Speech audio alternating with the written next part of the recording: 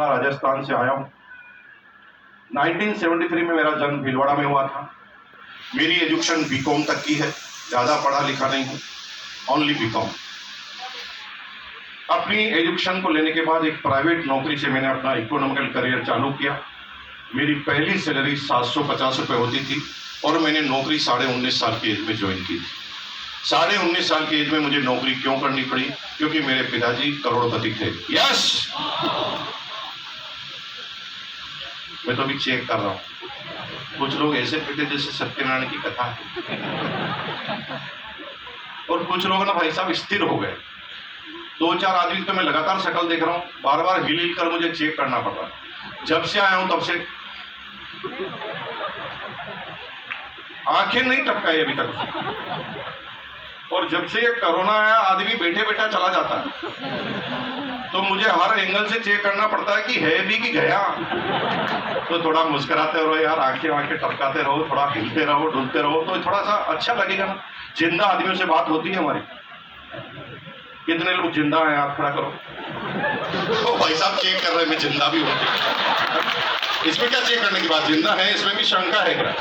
जिंदा हो ना, अच्छी बात है। जिंदा रहते रहे बात करेंगे। परिवार का मेरा इकोनॉमिकल बैकग्राउंड ज़्यादा अच्छा नहीं था। मेरे फादर जो है डिफेंस सर्विसेज में थे, फिटनेस साथ नहीं देती थी। वक्त से पहले कंपलसरी रिटायरमेंट लेना पड़ा। जब मैं 9 साल का था तब फादर रिटायर्ड हो गए थे। 6 भाई बहनों की मेरी फैमिली, पूरी फैमिली का सबसे छोटा सदस्य में। मेरे माँ बाप ने बड़ी कठिन परिस्थितियों में हमारी एजुकेशन को कंप्लीट कराया। माँ ने अचार पापड़ चटनी बनाकर बेचे घरों में, और पिताजी ने घर के बाहर एक छोटी सी दुकान लगाई। 250 रुपये पेंशन आती थी। 6 भाई बहन स्कूल कॉलेज में पढ़ा करते थे और सभी पढ़ाई कर रहे थे, और सबसे छोटा सदस्य मैं था। मेरे माँ बाप का सपना था कि किसी तरह ये सबसे छोटा वाला बच्चा भी पढ़ लिख जाए, और वो अपने जीवन को कुर्बान करने के लिए तैयार थे, संघर्ष कर रहे थे। लेकिन मेरी पढ़ने में ज़्यादा रुचि बचपन से ही। जब मैं 9 साल का था तभी मैं अलग तरह से सोचता था, और जब मैं 6ठी क्लास में आया तो मुझे लगा कि पैसा कमाना, मेरा पैसे के प्रति जो लोभ है ना, प्रलोभन है, या पैसों के प्रति जो अट्रैक्शन है, वो 6ठी क्लास में चालू हो गया था। राजपुरोहित जी, मात्र 6ठी क्लास। क्यों हुआ? पैसों के प्रति 6ठी क्लास में तो बच्चे के पास इतनी मेच्योरिटी नहीं होती। मेरे पास क्यों हो गई? क्योंकि मेरे घर में जब भी कोई तनाव आता था तो उसकी वजह पैसा थी। माँ बाप के बीच में भी कोई तनाव आता था ना, टेंशन आती थी, तो उसकी वजह पैसा होती। तो मैं सोचता था कि यार मुकेश कोठारी बहुत पैसा कमाना है, लेकिन मैं पैसे कमाने के लिए कोई भी प्लान करता था तो सब लोग मेरे ऊपर हंसते थे। मैं कहता था भाई, मेरे सारे दोस्त पतंग लगाते थे, पतंग उड़ाते थे, तो मैं क्या सोचता था, मैं पतंग की दुकान लगाऊंगा। तो मैं बड़े लोगों से कहता था भाई थोड़े पैसे उधार दे दो, मुझे दुकान लगानी है। तो सब लोग मुस्कुराते थे, कहता था अभी बहुत छोटा है, अभी तेरे को टाइम लगेगा। कोई मेरा साथ नहीं देता था। जब मुझे लगा कि कोई साथ नहीं देगा तो मैंने अपने कंधों पर अपना भार लिया, और मैंने खुद ही ये निश्चित कर लिया कि दुनिया साथ दे या न दे, मैं करूँगा। जिस दिन आपने भी ऐसा सोच लिया, जीवन के हर क्षेत्र में आप कामयाब होने वाले हैं। जब तक आप ये सोच रहे हैं कि कोई आदमी आकर आपका साथ देगा, तब तक जीवन में कुछ बड़ा आप नहीं कर पाएंगे। आपको खुद अपने दम पर ही ये कारवां उठाना पड़ेगा। मैंने क्या किया, पैसे इकट्ठा करना चालू कर दिया। उन दिनों हमें 2 पैसे, 3 पैसे, 5 पैसे टॉफी खाने के लिए, खर्चे के लिए दिए जाते थे, सप्ताह में 1-2 बार। मैंने क्या किया, उन पैसों को बचत करना चालू कर दिया। सेविंग करते करते मैंने 1 साल में ₹1.60 इकट्ठा कर दिया। ₹1.60 1 साल का। ₹1.60 क्यों इकट्ठा हो गया? छोटा सा था भाई, सारे बच्चे टॉफी खाते थे और मैं नहीं खाता था। तो सोचो कि मेरे दिमाग में, दिल पे क्या बीतता होगा। मेरी 6ठी क्लास में मेरी एक दोस्त थी, ललिता राजपूत। 6ठी क्लास में मेरी एक फ्रेंड थी ललिता राजपूत। उसको पता चल गया कि मैं टॉफी नहीं खाता हूं, तो वो मुझे बहुत चिढ़ाती। वो अपनी ज्योमेट्री बॉक्स में हमेशा एक लॉलीपॉप रखती थी। जो ही मैं उसके सामने जाता था, वो रेपर खोलती थी, मेरे सामने चाटती थी। रेपर लगा के वापस रख देती थी। वो एक ही टॉफी को 1 महीना चलाती थी। तो मुझे बहुत गुस्सा आता था। कभी कभी मुझे लगता था कि एक दिन लंबी सी टॉफी लाऊंगा और मैं इसकी 12 बजाऊं। लेकिन जो ही मैं अपने सपने को याद करता था, दुकान लगानी है, मैं ललिता राजपूत को कहता था चल हट, मुझे दुकान लगानी है, मैं किस चीज में घुस रहा हूं। जीवन में अगर लक्ष्य रहेंगे, टारगेट रहेंगे, तो भटकोगे नहीं। और जीवन में अगर कोई लक्ष्य नहीं रहा तो कोई भी आदमी अपने लक्ष्य के लिए आपको लक्ष्य बना लेगा। अभी कल जब हम सूरत से वापस जा रहे थे बाई कार, सुबह मैं फ्लाइट से उतरा और राजू भाई के साथ हम कार से निकले, तो कई जगह रोड का काम चल रहा था। और मैंने क्या देखा कि एक जगह रोड का काम चल रहा था, एक जेसीबी मशीन गड्ढा खोद रही थी। आश्चर्य की बात है कि 50 आदमी केवल गड्ढा खोदते हुए देख रहे, 50, और इतनी गहनता से देख रहे थे, क्या बताऊं, इतनी गंभीरता तो उनके जीवन में कभी मैंने नहीं देखी हो। जो ही जेसीबी मशीन अंदर जाती है वो पूरी गर्दन को अंदर ले जाती, और जो ही जेसीबी मशीन ऊपर आती है वो पूरी गर्दन को ऊपर लाती। और 50 आदमी ऐसा कर रहे थे। पता है क्यों? क्योंकि घर से वो कोई काम लेके निकले ही नहीं, तो जेसीबी मशीन ने काम दे दिया उसको कि बेटा तू इसी को देख। लेकिन रोड पर सब लोग नहीं रुक रहे थे। जिनको हॉस्पिटल जाना था, जिनको दुकान पर जाना था, जिनको नौकरी पे जाना था, वो गड्ढे की तरफ देख भी नहीं रहे थे। गड्ढे की तरफ सिर्फ वो लोग देख रहे थे जिनका कोई मकसद नहीं था, कोई टारगेट आज का नहीं था। उस एक आपको जेसीबी मशीन ने टारगेट बनाया। मैंने पतंग की दुकान का टारगेट बनाया। जब भी एक टारगेट याद आता था तो मैं जीवन में पैसा खर्च करने की सोचता नहीं था, और मैंने 1 रुपया 60 पैसा इकट्ठा कर लिया। लेकिन पतंग की दुकान के लिए काफी नहीं था, तो अपने बड़े भाई से मैं 1 रुपया 60 पैसा उधार लेने गया, क्योंकि उसके भी इकट्ठे हो गए थे। प्रश्न ये नहीं है, प्रश्न ये है कि मेरे बड़े भाई का तो कोई टारगेट ही नहीं था, फिर उसने इकट्ठा क्यों किया? जीवन में संगत का असर होता है। जैसी संगत आपकी होती है वैसे ही गुण आपके अंदर आते हैं। मेरा भाई पैसा क्यों इकट्ठा करने लगा? क्योंकि मेरे भाई को डर लगा कि अमीर तो छोटू बन जाएगा, तो उसे भी अमीर बनना था, तो मैं बचत करता था, तो हमारे दोनों में कंपटीशन पैदा हो गया। उसने भी बचत करना चालू कर दिया। बड़े भाई के पास गया और कहा कि 1 रुपया 60 पैसा आपका उधार दे दो। तो मेरे बड़े भाई ने मुझे कहा क्यों? जब भी आप किसी से उधार मांगोगे वो पूछेगा क्यों, क्या करेगा, कैसे करेगा, वापस कब लौटाएगा, मेरा क्या फायदा। बैंक भी यही पूछता है, बैंक भी सब यही पूछता है, और सारे लोग यही पूछते हैं। तो मैंने अपने बड़े भाई से, और मजे की बात, जिस बड़े भाई से मैंने पैसे उधार मांगा ना, उनका बच्चा आज भी आया हुआ है यहाँ पर, अभी सूरत से बुलाया, भिलौड़ा से बुलाया यहाँ पर। मैंने कहा मीटिंग, उन्होंने कहा मीटिंग अटेंड करनी। मैंने कहा आ जाओ, भिलौड़ा में तो हो नहीं रही, तुम सूरत में आ जाओ। और सूरत से आ गए। 1 रुपया 60 पैसा भाई से लिया, 3 रुपये 20 पैसे से पतंग की दुकान चालू की। और आपको आश्चर्य होगा चाहत जी, आपको बताना चाहता हूँ, 6ठी क्लास में मैंने पैसे को डबल कर दिया 3 महीने में। 6ठी क्लास में। अभी भी कोई बिजनेस आपके पास हो तो हम पैसा लगाने के लिए तैयार है 3 महीने में डबल करने का, कोई नहीं। और यह कारनामा हमने 6ठी क्लास में कर दिया। वहां से हमारी एंटरप्रेन्योरशिप की जर्नी चालू हुई, जो फिर कभी रुकी नहीं। फिर हम अलग तरह से सोचते थे। होली आती थी, सारे बच्चे प्लानिंग करते थे कि किसको कौन सा कलर लगाऊंगा, और मैं कलर के दुकान की प्लानिंग करता था। वो कलर लगाने की प्लानिंग करते थे, मैं कलर के दुकान लगाने की प्लानिंग करता था। दिवाली पर लोग पटाखे चलाने की तैयारी करते थे, मैं पटाखों की दुकान लगा लेता था। राखी पर लोग राखी बनवाने की तैयारी करते थे, मैं राखी की दुकान लगा लेता था। और मेरे भाई, जब कुछ भी सीजन नहीं होता था तो मैं कंचे की दुकान, आंटी या क्या बोलते हैं, कांच का क्या बोलते हैं, कंचा ही बोलते हैं, जो भी आप बोलते हैं, कंचे की दुकान लगा लेता था। और कहां लगाता था पता है? जहां सारे बच्चे मैदान में कंचे खेलते थे ना, वहां अपनी दुकान लगा लेता था। कंचे नहीं खेलता था, दुकान लगा लेता था। और आपको आश्चर्य होगा कि 9वीं क्लास में आते आते मैं पार्ट टाइम में मेरे टीचर से ज्यादा इनकम कमा लेता था। 9वीं क्लास में पार्ट टाइम में अपने टीचर से ज्यादा आगे निकल के 800-900 रुपए पर मंथ में कमा लेता था। अब भैया मेरा सोच, माइंड सब बिजनेस जैसा हो गया। अब क्या हुआ कि 10वीं क्लास में आते आते मैं बड़े बिजनेस करने लगा। एलपीजी सिलेंडर की बहुत कमी थी हिंदुस्तान में, मैं एलपीजी सिलेंडर को ब्लैक करने का बिजनेस चालू कर दिया। बड़ी आसानी से सिलेंडर मिलते नहीं थे, जो मेरी एज के उनको पता है। तो हम क्या करते थे कि छोटी फैमिली होती थी, उनके घर पे जाके प्लान समझाते थे, और उनको प्यार से समझाते थे कि सरकार तुम्हें 2 महीने के 2 सिलेंडर देती है, इस्तेमाल तो एक ही होता है, तो एक सरकार से लेकर हमें दे दो, 150 रुपये एक्स्ट्रा देंगे। 150 रुपये एक्स्ट्रा देकर 200 रुपये एक्स्ट्रा में हम सिलेंडर भेज दिया करते थे। और भैया 11वीं क्लास में हम 1,500-2 हज़ार रुपये पर मंथ कमा लेते थे। 12वीं क्लास में आते आते हमने बड़े बिजनेस करना चालू कर दिया। हमने गैस की एजेंसी ले ली। गैस की एजेंसी हमें मिल तो नहीं सकती थी, हमारी क्वालिफिकेशन भी नहीं थी, पैसे भी नहीं थे, लेकिन जिसकी गैस की एजेंसी थी उसके ऑफिस में चले गए। जिसकी गैस की एजेंसी थी, मेरी बहन अगर थोड़ी प्रॉब्लम हो रही तो थोड़ा बाहर जाकर बच्चे को आप चुप कर दीजिए, थोड़ी देर बाद वापस आ जाना, ताकि दूसरे लोग डिस्टर्ब ना हो। छोटे बच्चे हैं, सफोकेशन की वजह से थोड़ा चैलेंज में आ सकते हैं, थोड़ा सा आप हवा खिला के लाइए, पानी वगैरह पिला के लाइए, ठीक हो जाएगा सब, कोई बात नहीं। अगर इनके पापा जी आए हैं तो उनका काम में लगा दो आप, आपको बैठना है तो।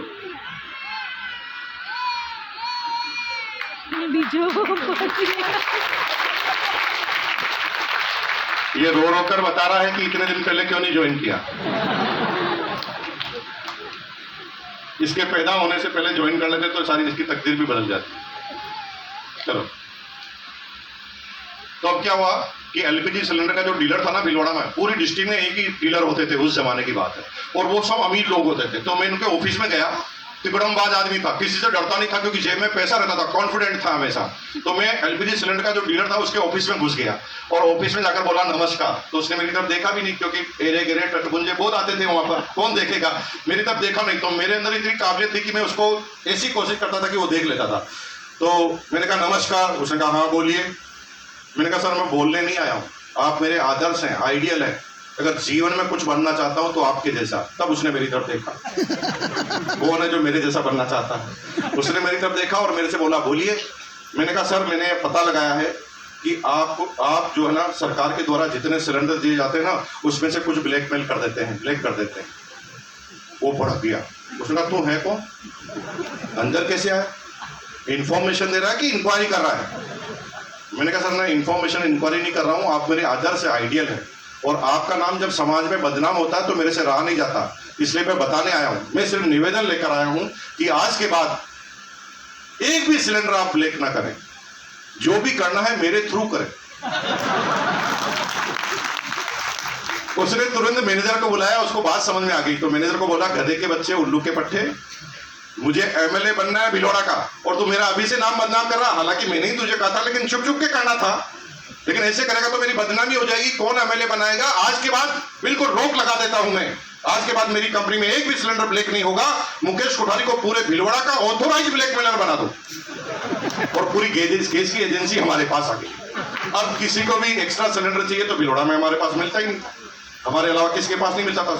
शादी वाले सारे लोग हमारे पास आते थे, शादी फाइनल होती, क्योंकि हलवाई को सिलेंडर चाहिए, वो हमारे पास ही मिलते थे। लोग ना बिल्कुल कार्ड लेकर हमारे पास आते थे और कहते थे भाई साहब सहपरिवार आ जाना, साथ में 4 सिलेंडर भी लाना। और हमारे परमानेंट भिलवाड़ा में कोई भी शादी हो तो उसका न्योता हमारे पास आता ही आता था। और हमारा काम अच्छा चल चुका था, 2,500-3 हज़ार रुपये पर मंथ हम कमा लेते थे उस जमाने में। 2,500-3 हज़ार रुपये मेरे भाई साहब, मेरे पास उस समय टीवीएस चैंप मोपेड हुआ करती थी और 12th क्लास में मेरे प्रिंसिपल के पास लूना होती थी और हम दोनों ही एक साथ घुसते थे स्कूल के अंदर, स्टूडेंट और टीचर दोनों ही एक साथ। पढ़ाई लिखाई में बिल्कुल रुचि नहीं थी, मुझे समझ में नहीं आता था कि लोग पढ़ते ही क्यों। हालांकि मुझे कोई समझाने वाला नहीं था और कोई गाइड करने वाला नहीं था, तो मैं सोचता था यार ये पढ़ते क्यों है। क्योंकि मैं जो ही स्कूल में जाता था मेरा टीचर कहता था trigonometry, sine theta cos theta, वो मुझे ट्रिग्नोमेट्री पढ़ाता था। भाई साहब मैंने इतने सिलेंडर ब्लैक कर दिए, इतने पैसे कमा लिए, अभी तक एक भी थीटा काम नहीं आया था। तो मुझे लग रहा था ये कैसी शिक्षा दे रहे हैं, साला थीटा थीटी पता नहीं किस, समझ में नहीं आ रहा। यहाँ पर हम पैसा पहले ही कमा रहे हैं और ये थीटा समझा रहे हैं। अब कोई समझाने वाला नहीं था कि इसका कहाँ पर यूज है, तो हम पढ़ना लिखना चाहते ही नहीं थे। लेकिन फिर भी पढ़ना मजबूरी थी, क्योंकि पिताजी डिफेंस वाले आदमी थे, डिसिप्लिन वाले आदमी थे।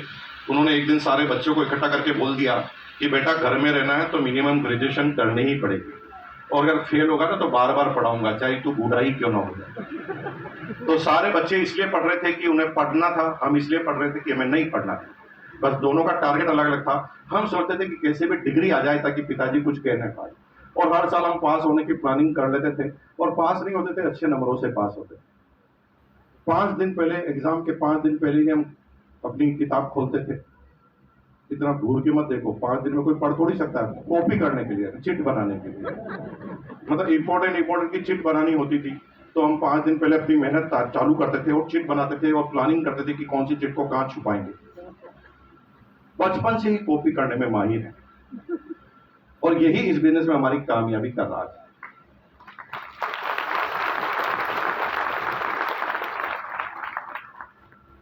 प्लान बी भी तैयार रखते थे। हमें पता था कि कभी कभी एग्जामिनर बहुत टाइट आ सकता है जो हमें कॉपी नहीं करना देगा, तो हम प्लान बी भी तैयार रखते थे। क्लास के सारे होशियार बच्चों की लिस्ट बनाते थे, कौन किसमें एक्सपर्ट था उसकी लिस्ट बनाते, और लिस्ट बनाने के बाद क्योंकि हमारी जेब में 2,500-3 हज़ार रुपये हमेशा रहते थे, तो भिलवाड़ा के जितने भी गुंडे मवाली बदमाश, क्लास के स्कूल के जितने भी बदमाश बच्चे थे, हमारे सारे खासम खास दोस्त हुआ करते थे, क्योंकि सबके खाने पीने का इंतजाम हम किया करते थे।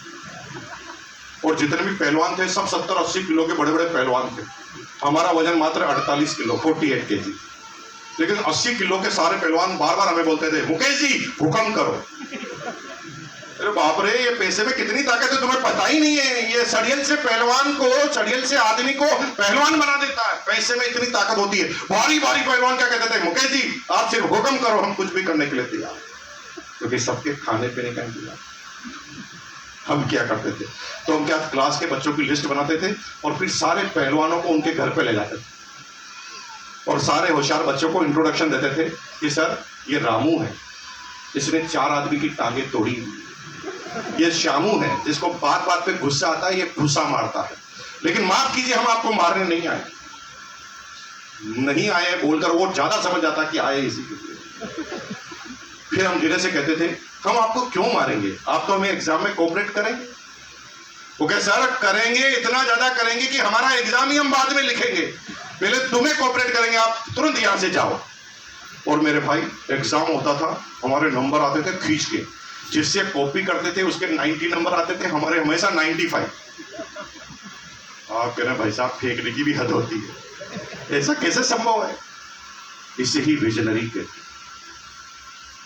आम आदमी को जब ऐसी बात बताई जाती है जो संभव नहीं है तो वो चौंक कर कहता है चल झूठे।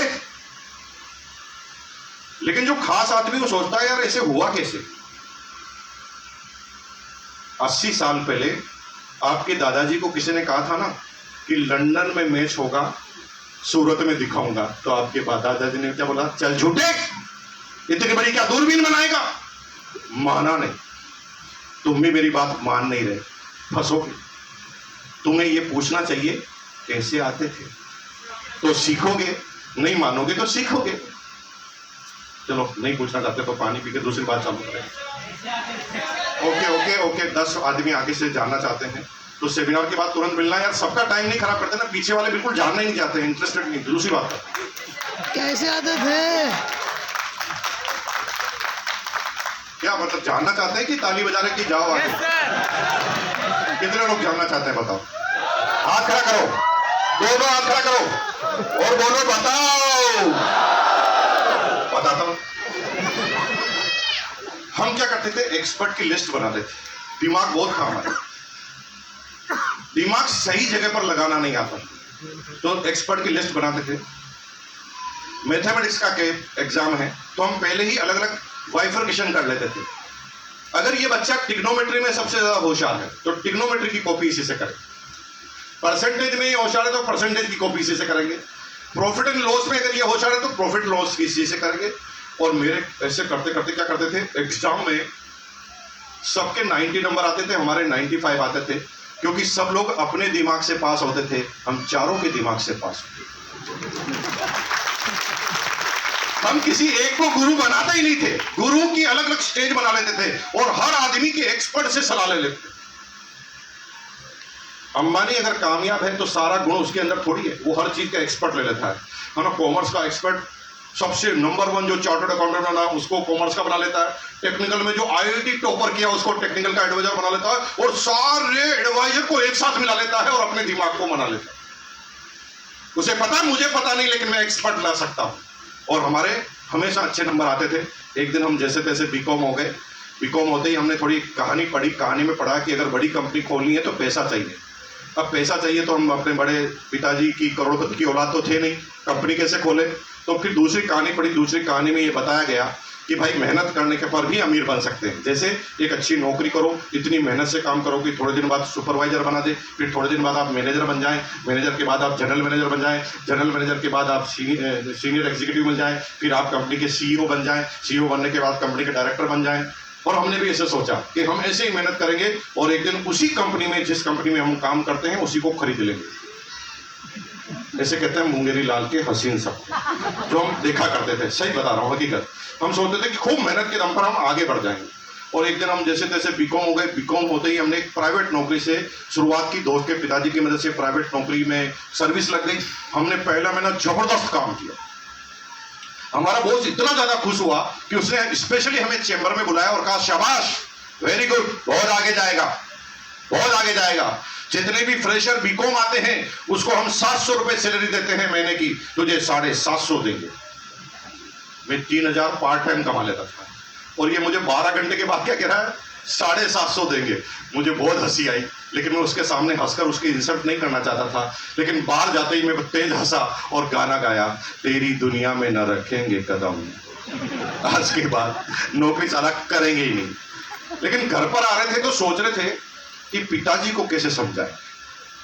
पिताजी खड़ूस आदमी होते थे, ऊपर से डिफेंस के आदमी, और उसके ऊपर फुटबॉल और क्रिकेट के शौकीन। 10 फीट दूर रहकर तो हमें बात करनी पड़ती थी। चलते चलते कब किक लग जाए, कब स्क्वायर कट लग जाए, पता ही नहीं चलता था। इतना डर लगता था पिताजी के पास जाने से। अब पिताजी को कैसे बताएं कि नौकरी नहीं करेंगे, क्योंकि पिताजी अभी 2 दिन पहले 2 किलो देसी घी के लड्डू सोसाइटी में बांट कर आए थे। 28 दिन बाद वो कंफर्म हुए थे कि मुकेश की नौकरी परमानेंट हो गई है, तो 2 किलो लड्डू सोसाइटी में बांट कर आए। अब 2 किलो लड्डू बांट कर आए और हम कहें कि नौकरी छोड़ रहे हैं, तो वो हमें छोड़ेंगे? तो हमें डर लगा कि यार ये पिताजी का साला पंगा हो गया, नौकरी करने भी नहीं और पिताजी को कैसे बताएं। तभी दिमाग में आइडिया आया, माँ के आगे बापू की चलती भी नहीं। तो हम बहुत इंटेलिजेंट थे शुरू से ही, बचपन से। तो हमने कहा माँ को अगर पटा लिया तो पिताजी कंट्रोल में वैसे ही आ जाएंगे। तो हमने तैयारी की, बिना तैयारी की जिंदगी भर भवानी शंकर जी हमने कभी काम नहीं किया। हमेशा जब काम करते हैं तो तैयारी करते हैं, होमवर्क करते हैं। अब तैयारी हमने क्या की, सबसे पहले डेकोरम मेंटेन किया। अगर किसी डायरेक्टर को फिल्म में कादर खान को भिखारी बनाना होता है तो कादर खान को सूट टाई पहनाता है कि फटे हुए कपड़े पहनाता, यानी डेकोरम से पता चलता ना कि इस आदमी परेशान है कि नहीं है। तो सबसे पहले हम कांच के सामने गए, हमने बाल बिखेरे ताकि लगे कि वो बहुत ज्यादा गंभीर परेशानी में। फिर पानी लेकर आंखों पे मारा ताकि लगे कि आंसू आ रहे। फिर मैं कांच के सामने अपनी अलग अलग तरह से शक्ल बनाकर मैं चेक करने लगा कि कैसी खराब लगेगी, अच्छी लगेगी। और मैंने पूरी तैयारी की कि किसमें मैं झचूंगा, असली में लगूंगा कि मैं कितना परेशान हूं। तो मैंने अपनी शक्ल को फाइनल किया और फिर माँ के पास गया एक्टिंग करने के लिए। माँ, बहुत अन्याय हो रहा है पापा जी सब। माँ ने कहा, कौन कर रहा है तेरे साथ अन्याय? माँ, वो मेरा बॉस है ना माँ, मुझे 750 रुपए का समझता है, मैं तुझे क्या 750 का दिखता हूं? तो मेरी माँ ने कहा, कौन कहता है तू 750 का है, तू मेरे लिए करोड़ों का है। मेरी माँ ऐसी है कि तुम्हारी भी ऐसी है। भैया अपनी माँ के लिए जोरदार ताली। हमेशा माँ करेगी और एस्टीमेट। जीवन में, दुनिया में हर आदमी आपको अंडर एस्टिमेट करेगा आपकी माँ को छोड़कर। माँ हमेशा और एस्टिमेट करती है अपने बच्चों को। पड़ोसन जब शिकायत करके आती ना, शिकायत करने आती तुम्हारी माँ के पास, सुनो जी तुम्हारे बेटे ने हमारे बेटे का सिर फोड़ दिया, तो तुम्हारी माँ तुम्हारे से नहीं पूछती, पहले उसको जवाब देती, झूठी, मेरा बेटा ऐसा कर ही नहीं सकता। अरे पूछ तो लो मेरी अम्मा, बिना पूछे कह दिया। ये माँ के अंदर ताकत होती है और किसी के अंदर नहीं होती, है ना। माँ क्या कहती है, बच्चे के एग्जाम में नंबर कम आते हैं तो माँ क्या कहते हैं, एग्जामिनर ही पागल है साला। ये माँ के अंदर पावर है, दुनिया में और किसी के अंदर ये पावर नहीं होती अपने बच्चों के लिए। हमेशा ओवर एस्टिमेट अपने बच्चों को करेगी।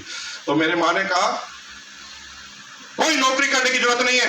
मैंने कहा फिर बापू, उनको मैं संभाल लूंगी। मैं एकदम खुश हो गया। मैंने कहा बस मेरा काम हो गया, बस अब क्या चाहिए। मैंने कहा आप पीछे मुड़ के देखते हैं, बापू आ रहे हो तो तुरंत अपनी बात चालू कर दें। तो हमने पीछे मुड़ के देखा तो बापू पीछे ही खड़े थे। हमारी पूरी प्लानिंग ही फेल हो गई। हमें नौकरी कंटिन्यू करनी पड़ी। हम फिर नौकरी कंटिन्यू करने लगे। लेकिन नौकरी पे जब हमें कंटिन्यू करनी थी, हमने मान लिया कि जब करना ही है तो हम अच्छी तरीके से करने लगे। और भाई साहब आपको आश्चर्य होगा कि 750 रुपए से as a assistant, marketing assistant के रूप में मैंने नौकरी चालू की थी। लेकिन धमाधम प्रोग्रेस करता था। मतलब 6-6 महीने में मेरे इंक्रीमेंट लगते थे और 6-6 महीने में मैं अलग सीट पर चला जाता था, क्योंकि मैं आम आदमी की तरह नहीं था। आम आदमी काम को धीरे धीरे करता है और अपना ही काम करता है। हम ये नहीं करते थे। हम क्या करते थे, 8 बजे तक का टाइम था काम करने का, हम सारा काम 5 बजे ही खत्म कर लेते थे और 5 बजे बॉस की केबिन में जाते थे। बॉस कहता था क्यों आया, मैंने कहा सर फ्री हो गया। तो कहता चल फिर यहीं बैठ, मेरे काम में हाथ बटा। मेरे बॉस के काम में करने लग जाता। मेरा बॉस सोचता था कि मैं फ्री हो गया इसलिए आ गया हूँ। मैं इसलिए थोड़ी गया था, मैं तो ये पता लगाने गया था कि मेरा बॉस ऐसा क्या करता है कि मेरा बॉस बन गया।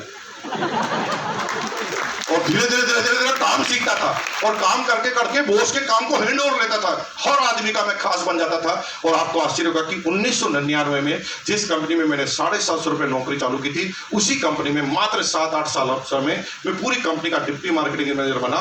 80 आदमियों की मेरी मार्केटिंग टीम थी, सबका बॉस में हुआ करता था। मेरी एज मात्र 26.5 साल की थी और एक भी कर्मचारी ऐसा नहीं था जो मेरे से एज में कम हो। सारे मेरे सीनियर थे और मैं सबका बॉस था और उनकी टीम को लीड करता था। 13,000 रुपए की सैलरी होती थी 1999 में। उस समय डीसी डिस्ट्रिक्ट कलेक्टर की बेसिक सैलरी जब 9,998 होती थी, तब मैं 13,000 रुपए कमाता था। जीवन में सब कुछ ठीक चल रहा था, लेकिन नौकरी के साथ भी उल्टे पुल्टे काम करता रहता था, क्योंकि मेरा दिमाग पूरे दिन भर दौड़ता रहता था। बार बार मैं पूछता था कि क्या तू नौकरी के लिए पैदा हुआ? तो ये दिल कहता था नहीं, तुझे कुछ बड़ा करना है। लेकिन मैं इससे पूछता था क्या बड़ा करना है, तो ये अंदर छुप जाता था और ये मुझे बताता नहीं था। लेकिन मैं बड़ा परेशान रहता था कि मुझे कुछ करना है। तो कंपनी मुझे दिल्ली, बॉम्बे, कलकत्ता, चेन्नई, सूरत ऐसे अलग अलग सिटियों में भेजा करती थी। मैं उस सिटी में पूरे दिन भर काम करता था और शाम को मैं सिटी को घूमता था और ये पता लगाता था कि ऐसी इस सिटी में क्या मिलता है जो मेरे भीलवाड़ा में नहीं मिलता। मैं भीलवाड़ा में यहां से उठा के लेकर भीलवाड़ा में बेच दूंगा। मैं पूरे दिन भर बेच दूंगा सोचता था, बेच दूंगा, इसको बेच दूंगा, उसको बेच दूंगा, सबको बेच दूंगा। मैं केवल बेचने के बारे में सोचता था। सूरत आता था तो सूरत से साड़ियां उठा के ले जाता था और भीलवाड़ा में बेच देता था। कलकत्ता जाता था तो वहां से इलेक्ट्रॉनिक आइटम सीडी प्लेयर लाता था, भीलवाड़ा में जाकर बेच देता था। दिल्ली में जाता था तो हेनरी हिल की शर्ट लेकर जाता था, 100 लेकर आता था और भीलवाड़ा में बेच देता था। 12-13 हजार सैलरी, 12-13 हजार एक्स्ट्रा हम कमाते थे। उस जमाने में 26,000 रुपए पर मंथ की इनकम थी और हमारा जनरल मैनेजर मार्केटिंग था, उसकी सैलरी 17,000 थी। तब मैं 26,000 कमाता था। जीवन में कोई प्रॉब्लम नहीं थी। कंपनी इधर उधर जाने के लिए कार देती थी। हमारे पास अपना स्वयं का स्कूटर था, अलमल वेस्पा 150 NV, आज भी है। अभी हम उसका एक मंदिर बना रहे हैं। भीलवाड़ा में हमारा एक मकान बन रहा है जिसकी लागत है 25 करोड़ रुपए, 25 करोड़।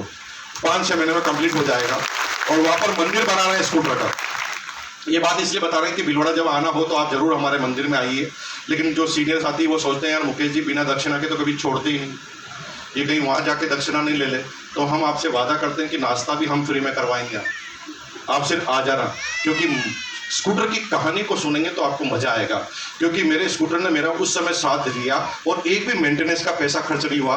जब मेरी अपलाइन भी चार्ज नहीं हुई थी तब स्कूटर ही चार्ज था पूरा का पूरा। और हम दौड़ते थे स्कूटर पे 380 किलोमीटर एक दिन के अंदर और कैसे भी करके बिजनेस को करने का प्रयास करते थे। भीलवाड़ा आइए तो जरूर आइए। तो सब कुछ जीवन में ठीक चल रहा था, लेकिन तभी जीवन में एक छोटी सी घटना घटी।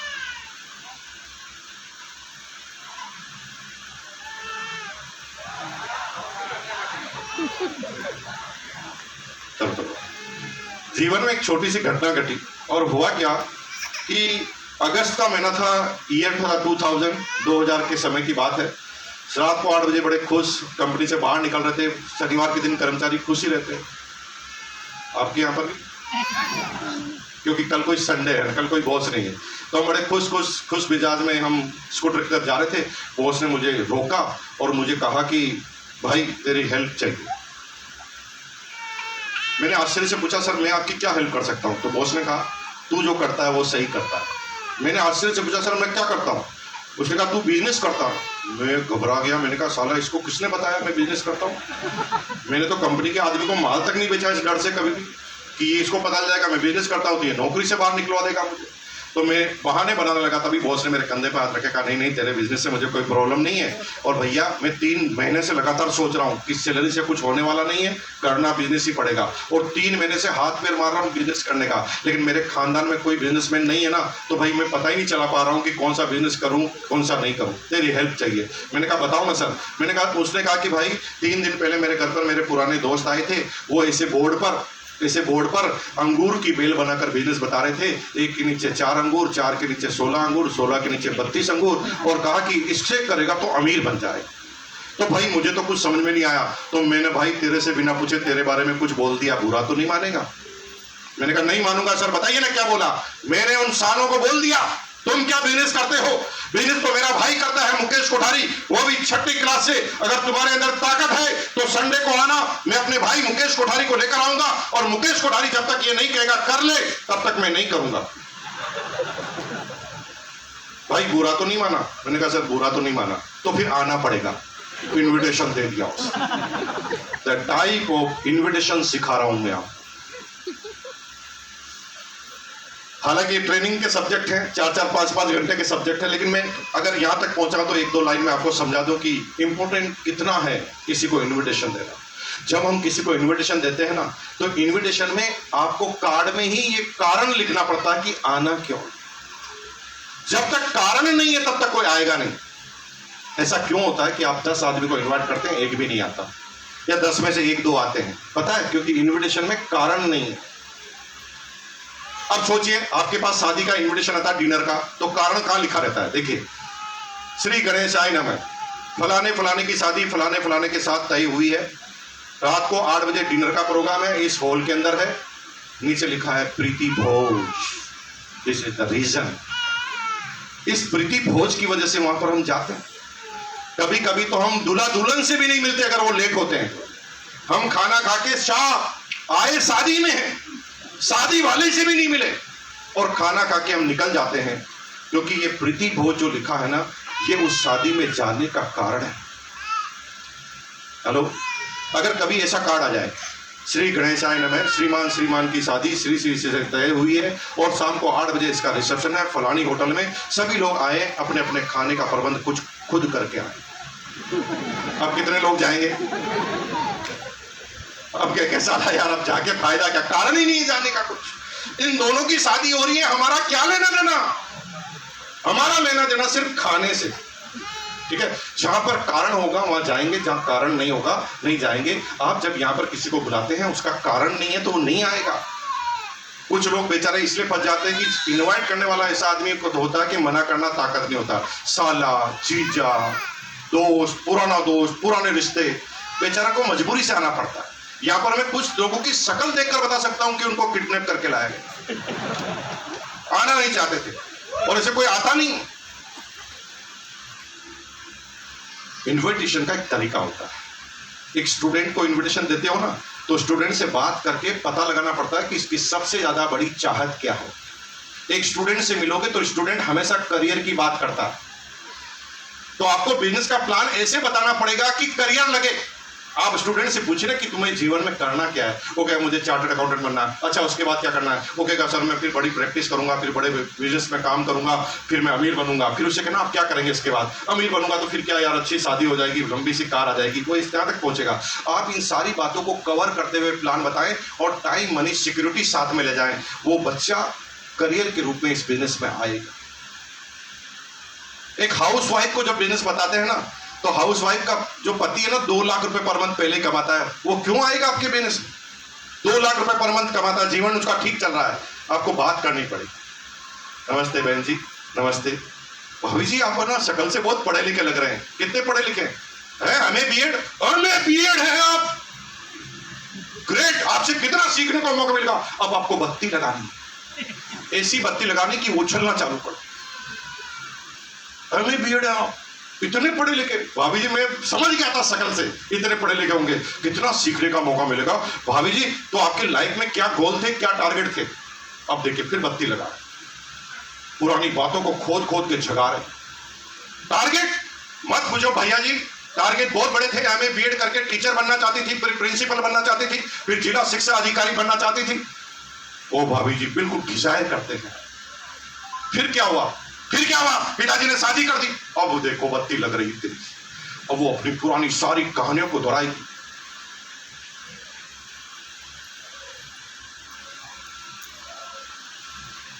बत्ती लग गई, ओके,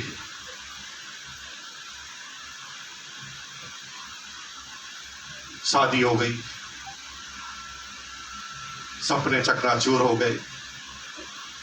फिर थोड़े दिन बाद बच्चा हो गया, फिर जिम्मेदारी बढ़ गई, फिर माँ बाप सास ससुर बूढ़े हो गए, फिर उनकी सेवा, अब वो रोना चालू कर, आपको फिर बत्ती लगा।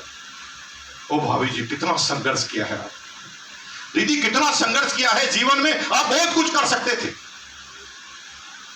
अच्छा एक बात बताओ, अब आपको 10-20 हजार की जरूरत होती है तो किससे लेने पड़ते हैं? वो हंस के कि पागल हो क्या आप, किससे लेने पड़ेंगे? पति से लेंगे ना। ओहो, मतलब पति से लेने पड़ते हैं? इतनी जोरदार आपके पास डिग्री होने के बाद भी पति से लेने पड़ते। फिर बत्ती लगा, उन सपनों को जगा दो जो पुराने खोए हुए। फिर धीरे दीदी मेरे पास एक ऐसा बिजनेस है ना जिसमें आप घर पर रहते हुए पति की सेवा करते हुए, माँ बाप की सेवा करते हुए, बच्चे का ध्यान रखते हुए इतना पैसा कमा सकती है ना, इतना पैसा कि पति को 20,000 रुपये उधार भी दे सकती हैं और पति को थाईलैंड घुमाने भी ले जा सकती है। अब वो अपने बत्ती लगा के छोड़ दिया। उसने कहा ऐसा क्या होता है? होता ना जीवन भारती हॉल 11 बजे invitation. The type of invitation बहुत खतरनाक चीज है। अगर इन्विटेशन देना सीख गए तो काम हो जाएगा। एक आदमी जो अरबपति है, करोड़पति है, तुम इस बिजनेस में नहीं ला पाओगे। गलतफहमी में मत रहना, क्योंकि बहुत बिजी है, बहुत पैसा है उसके पास। आप लखपति आदमी को प्लान बता के कह रहे हैं भैया आरसीएम करोगे तो लखपति बन जाओगे। वो कहे मैं पहले हूं, फिर क्या करोगे? आपको इससे बात नहीं करनी। नमस्कार सर, नमस्ते। अच्छा भाई साहब क्या करते हैं आप? मेरा ना यहाँ पर सोनी और एलजी का शोरूम है। ओ क्या बात है सर, सोनी एलजी का शोरूम है? तो सर फिर आपके बारे में मैं क्या कहूँ सर, आप तो एक बहुत ज्यादा सक्सेसफुल इंसान है, आपके पास कार भी होगी, गाड़ी भी होंगे, बंगले भी होंगे, जीवन टनाटन चल रहा होगा। सर मजा आ गया आपसे मिलकर। लेकिन सर अब मुझे एक बात बताओ, जब कोरोना आया था तब क्या हुआ था? पत्ती लगा के छोड़ दो। वो खुद कहेगा अरे बात मत कर साला, जीवन के सबसे खराब साल निकले कोरोना का। साला लोन की किस्तें तक नहीं चुकी, हालत खराब हो गई थी, पूरे दिन मैं घर पर बैठे बैठे। तब धीरे से बोलो सर मैंने तो ऐसा बिजनेस किया जो कोरोना में भी डबल हो गया। ऐसा क्या होता है? 11 बजे जीवन भारती को security. The type of invitation बहुत खतरनाक चीज है। हालांकि ट्रेनिंग का विषय है, कभी 4 घंटे 5 घंटे सब्जेक्ट पर बात की जा सकती है, एक एक बारीक चीजों पर बात की जा सकती है। जैसे तैसे इन्विटेशन दिया, मैं पहली मीटिंग में आया था तो सब कुछ जीवन में पहली बार कभी डायरेक्ट सेलिंग का वर्ड भी नहीं सुना था। 15-20 लोग बैठे थे, मैं भी आगे आकर बैठ गया। आप में से कोई इनवाइट करता तो मैं जाता ही नहीं। मैं क्यों गया था पता? क्योंकि मुझे एडवाइस देनी थी बॉस को कि तुझे करना है कि नहीं करना। तो हमारे जीवन में कोई टेंशन थी नहीं, हम पहली वाली सीट पर आकर बैठ गए। एक कार्टून आया सूट पहनकर, गर्मी में अगस्त का महीना सूट पहन रखा, नॉन एसी बॉल। मुझे लगा कि सही है, कोई ऐसे प्रदेश का आदमी होगा जिसको ज्यादा सर्दी लगती हो, और उसने सूट पहन रखा। मैं चुपचाप बैठा रहा। मैंने कहा यार भाड़ में जाए, सूट पहनने की पजामा हमें क्या लेना है, हम तो एडवाइस करने आए हैं। चुपचाप आकर बैठ गए। तभी एक दूसरा कार्टून आया स्टेज पर। आते ही उसने कहा भाई और बहनों ये जोश का बिजनेस है, जोश का बिजनेस। मैं यार टेंशन में आ गया। मैंने कहा कपड़े का बिजनेस समझा, जूतों का बिजनेस सुना है, ज्वेलरी का सुना है, जोश का बिजनेस।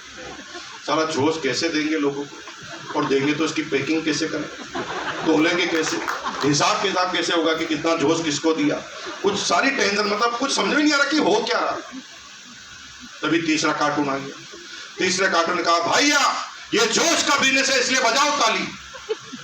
तो साला एक लाइन नहीं बताई अभी तक करना क्या, और ताली बजाओ। ऐसी बात पर ताली बजाओ जो पता ही नहीं आपको है क्या। ये क्या बात हुई? मैंने एक ताली नहीं बजाई। यहाँ पर भी जो ताली नहीं बजा रहा मेरा सगा भाई है, बिल्कुल मेरी जगह जाएगा। मैंने भी ताली नहीं बजाई, तुमने भी नहीं बजाई, दोनों बराबर। फिर चौथे नंबर का कार्टून आया। चौथे नंबर के कार्टून ने आके कहा भाइयों अब हम आपके सामने 3-4 लोगों को बुला रहे हैं। नीचे से आदमियों को इकट्ठा किया, ऊपर बुला दिया।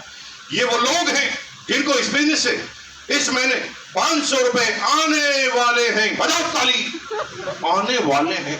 कंपनी को चालू हुए 3 दिन हुए थे, कभी कमीशन तो किसी का आया ही नहीं था। और कहा कि इसके लिए ताली बजाओ, इनको आने वाले, उनकी कोई ज्वाइनिंग 2-4 कराई होगी, उससे कुछ आने वाला होगा। मुझे बहुत ज्यादा गुस्सा आया। मैंने कहा यार ये क्या बात हुई, साला इसको आने वाला है और ताली मैं बजाऊं। इसको आने वाला तो इसकी बीवी बजाएगी ताली, इसका बाप बजाएगा ताली, हमारे को क्या लेना देना इसके आने से। और मैंने ताली वाली बजाई। तभी 5वें नंबर पर एक आदमी आया। उसने आते ही कहा भाई और बहनों अब हम आपके सामने बुलाने जा रहे हैं इस दुनिया के सबसे बड़े कार्टून को सबसे लास्ट में। हरीश जी तुमर ने भी हमें लास्ट में बुलाया, यानी आज के कार्टून सबसे बड़े हम ही हैं। हम ये समझाना चाह रहे हैं, उस दिन हम नहीं थे, आज हम। जिस कार्टून की बात कर रहे हैं आज मेरे धर्म गुरु हैं, भगवान है, ईश्वर है, अल्लाह है, श्रीमान पीसी छाबड़ा जी।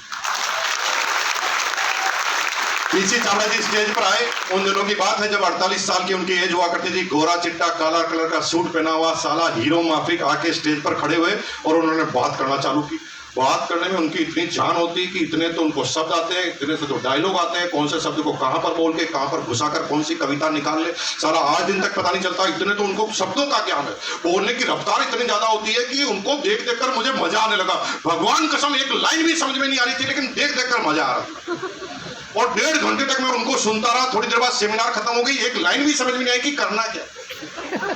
इतना डर लगा कि मैं वहां से तुरंत भागा, क्योंकि मुझे पता था कि बॉस पूछेगा करूं कि नहीं करूं, तो हमें कुछ पता नहीं करूं कि नहीं करूं तो हम क्या बताएंगे। तो भाग गया। अगले दिन बॉस ने हमें बुलाया केबिन में और कहा कल कैसा लगा। जो नए हैं उनसे भी पूछा जाएगा मीटिंग के बाद, तो मैं आपकी माइंड प्रिपरेशन करा रहा हूं, बचने का तरीका बता रहा हूं। पहले कैसे लगा। अब हमने क्या खुश करने के लिए थोड़ा सा गट्स होने चाहिए ना। जब सामने वालों को क्यों नाराज करें, किसी ने मेहनत की है।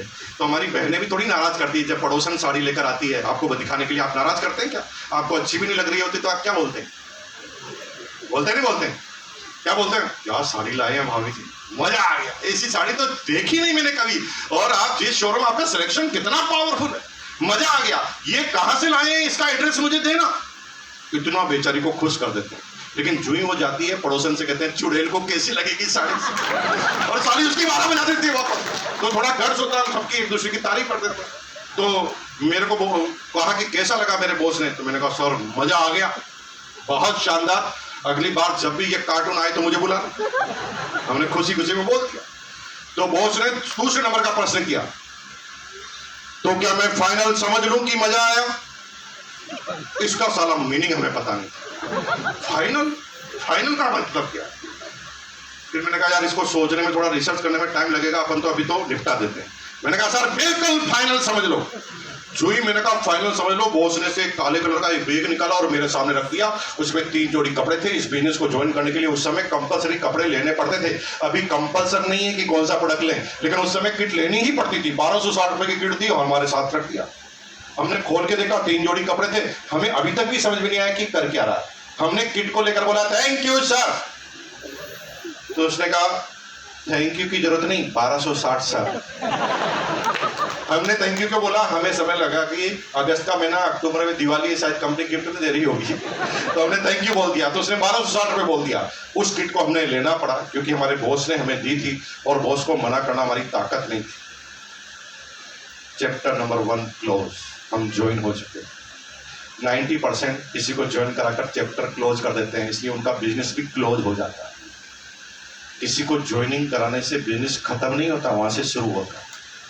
लेकिन हम क्या सोचते हैं, इसको भी निपटा दिया, इसको भी निपटा दिया, इसको भी निपटाते जाते हैं सबको। ऐसे बिजनेस थोड़ी चालू होता है, वो बिजनेस खत्म कर रहे हैं।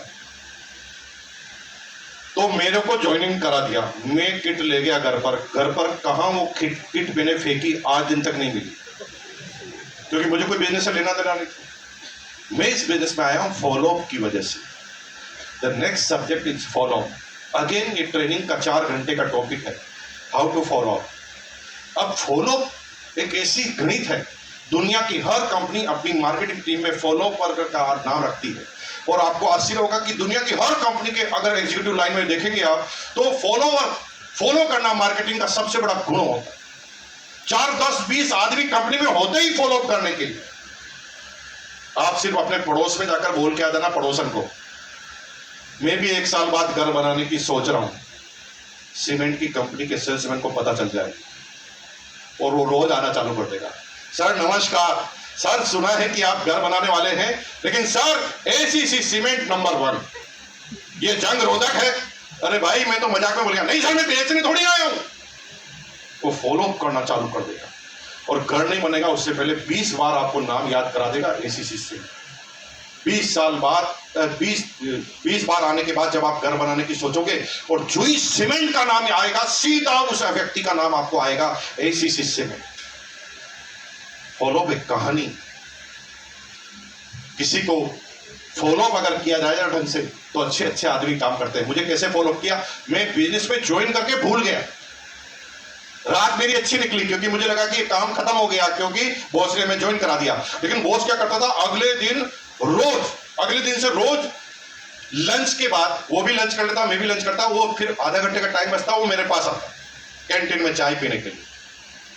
और मुकेश कैसे, मैंने कहा सर बहुत बढ़िया। अरे भाई तुझे पता है वो जो किट तूने ली है ना, वो छोटी मोटी किट नहीं है, उससे बड़ा कारोबार किया जा सकता है, लाखों रुपए महीने के कमाए जा सकते हैं। उसी की मीटिंग आज रात को 8 बजे मेवाड़ चेंबर ऑफ कॉमर्स में होने वाली है। भाई मैंने सोचा कि हम दोनों चलेंगे और भाई दोनों साथ आगे बढ़ेंगे, चलेगा? मैं कहता था यस सर। कितने बजे चलना है? ओके ठीक, 8 बजे निकलेंगे। मैं 8 में 5 कम पे गायब हो जाता था कल। अगले दिन बॉस कहता, अरे भाई कल कहां चले गए थे, तुम्हारा इंतजार करता रह गया। मैंने कहा सर आने की बहुत ज्यादा इच्छा थी, लेकिन तबीयत साथ नहीं दे रही थी, जी मचला रहा था और थोड़ा सा वॉमिटिंग होने जैसा हो गया। तो मेरा बॉस कैसे बोलता था, रिएक्ट कैसे करता था, क्या हुआ भाई को? अरे कोई बड़ी प्रॉब्लम तो नहीं है? अरे भाई मनीष चौधरी डॉक्टर ना, वो मेरा खास दोस्त है भाई, सब काम छोड़ चल मेरे साथ चल। वो मेरा हाथ खींच के कह डॉक्टर के पास चल। मैंने कहा नहीं सर साहब ठीक है, ये होता रहता है, अब ठीक है।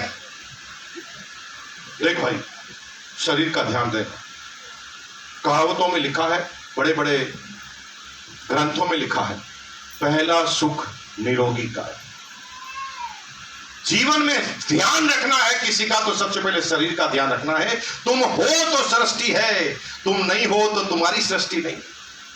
भाई सैल्यूट करने का मन करता है, कितने जिम्मेदार आदमी हो जो शरीर का ध्यान रखते हो। बहुत अच्छा किया कि तुम नहीं आए, मीटिंग तो आज भी है।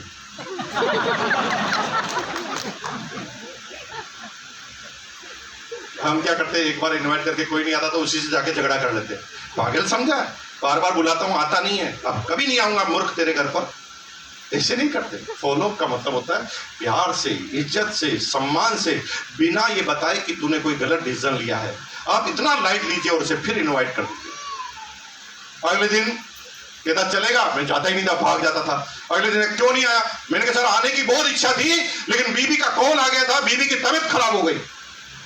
वो मुझे सीरियसली कहता क्या हुआ बीबी को? अरे भाई ठीक तो है ना सब? डॉक्टर को बताया कि नहीं बताया? भाई एक जिम्मेदार आदमी उसे कहते हैं जो बीवी का ध्यान रखे, क्योंकि जब पत्नी आती है ना पराए घर से आती है और पति के भरोसे आती है। और भाई आई लव यू यार, कितना ध्यान देता है तू तेरी पत्नी पर, सैल्यूट करने का मन करता है। भाई बहुत अच्छा निर्णय लिया कि तू नहीं आया, मीटिंग तो आज भी। हर बार निर्णय को सही बताकर फिर इनवाइट करता, गुस्सा नहीं करता। अगले दिन क्यों नहीं आया?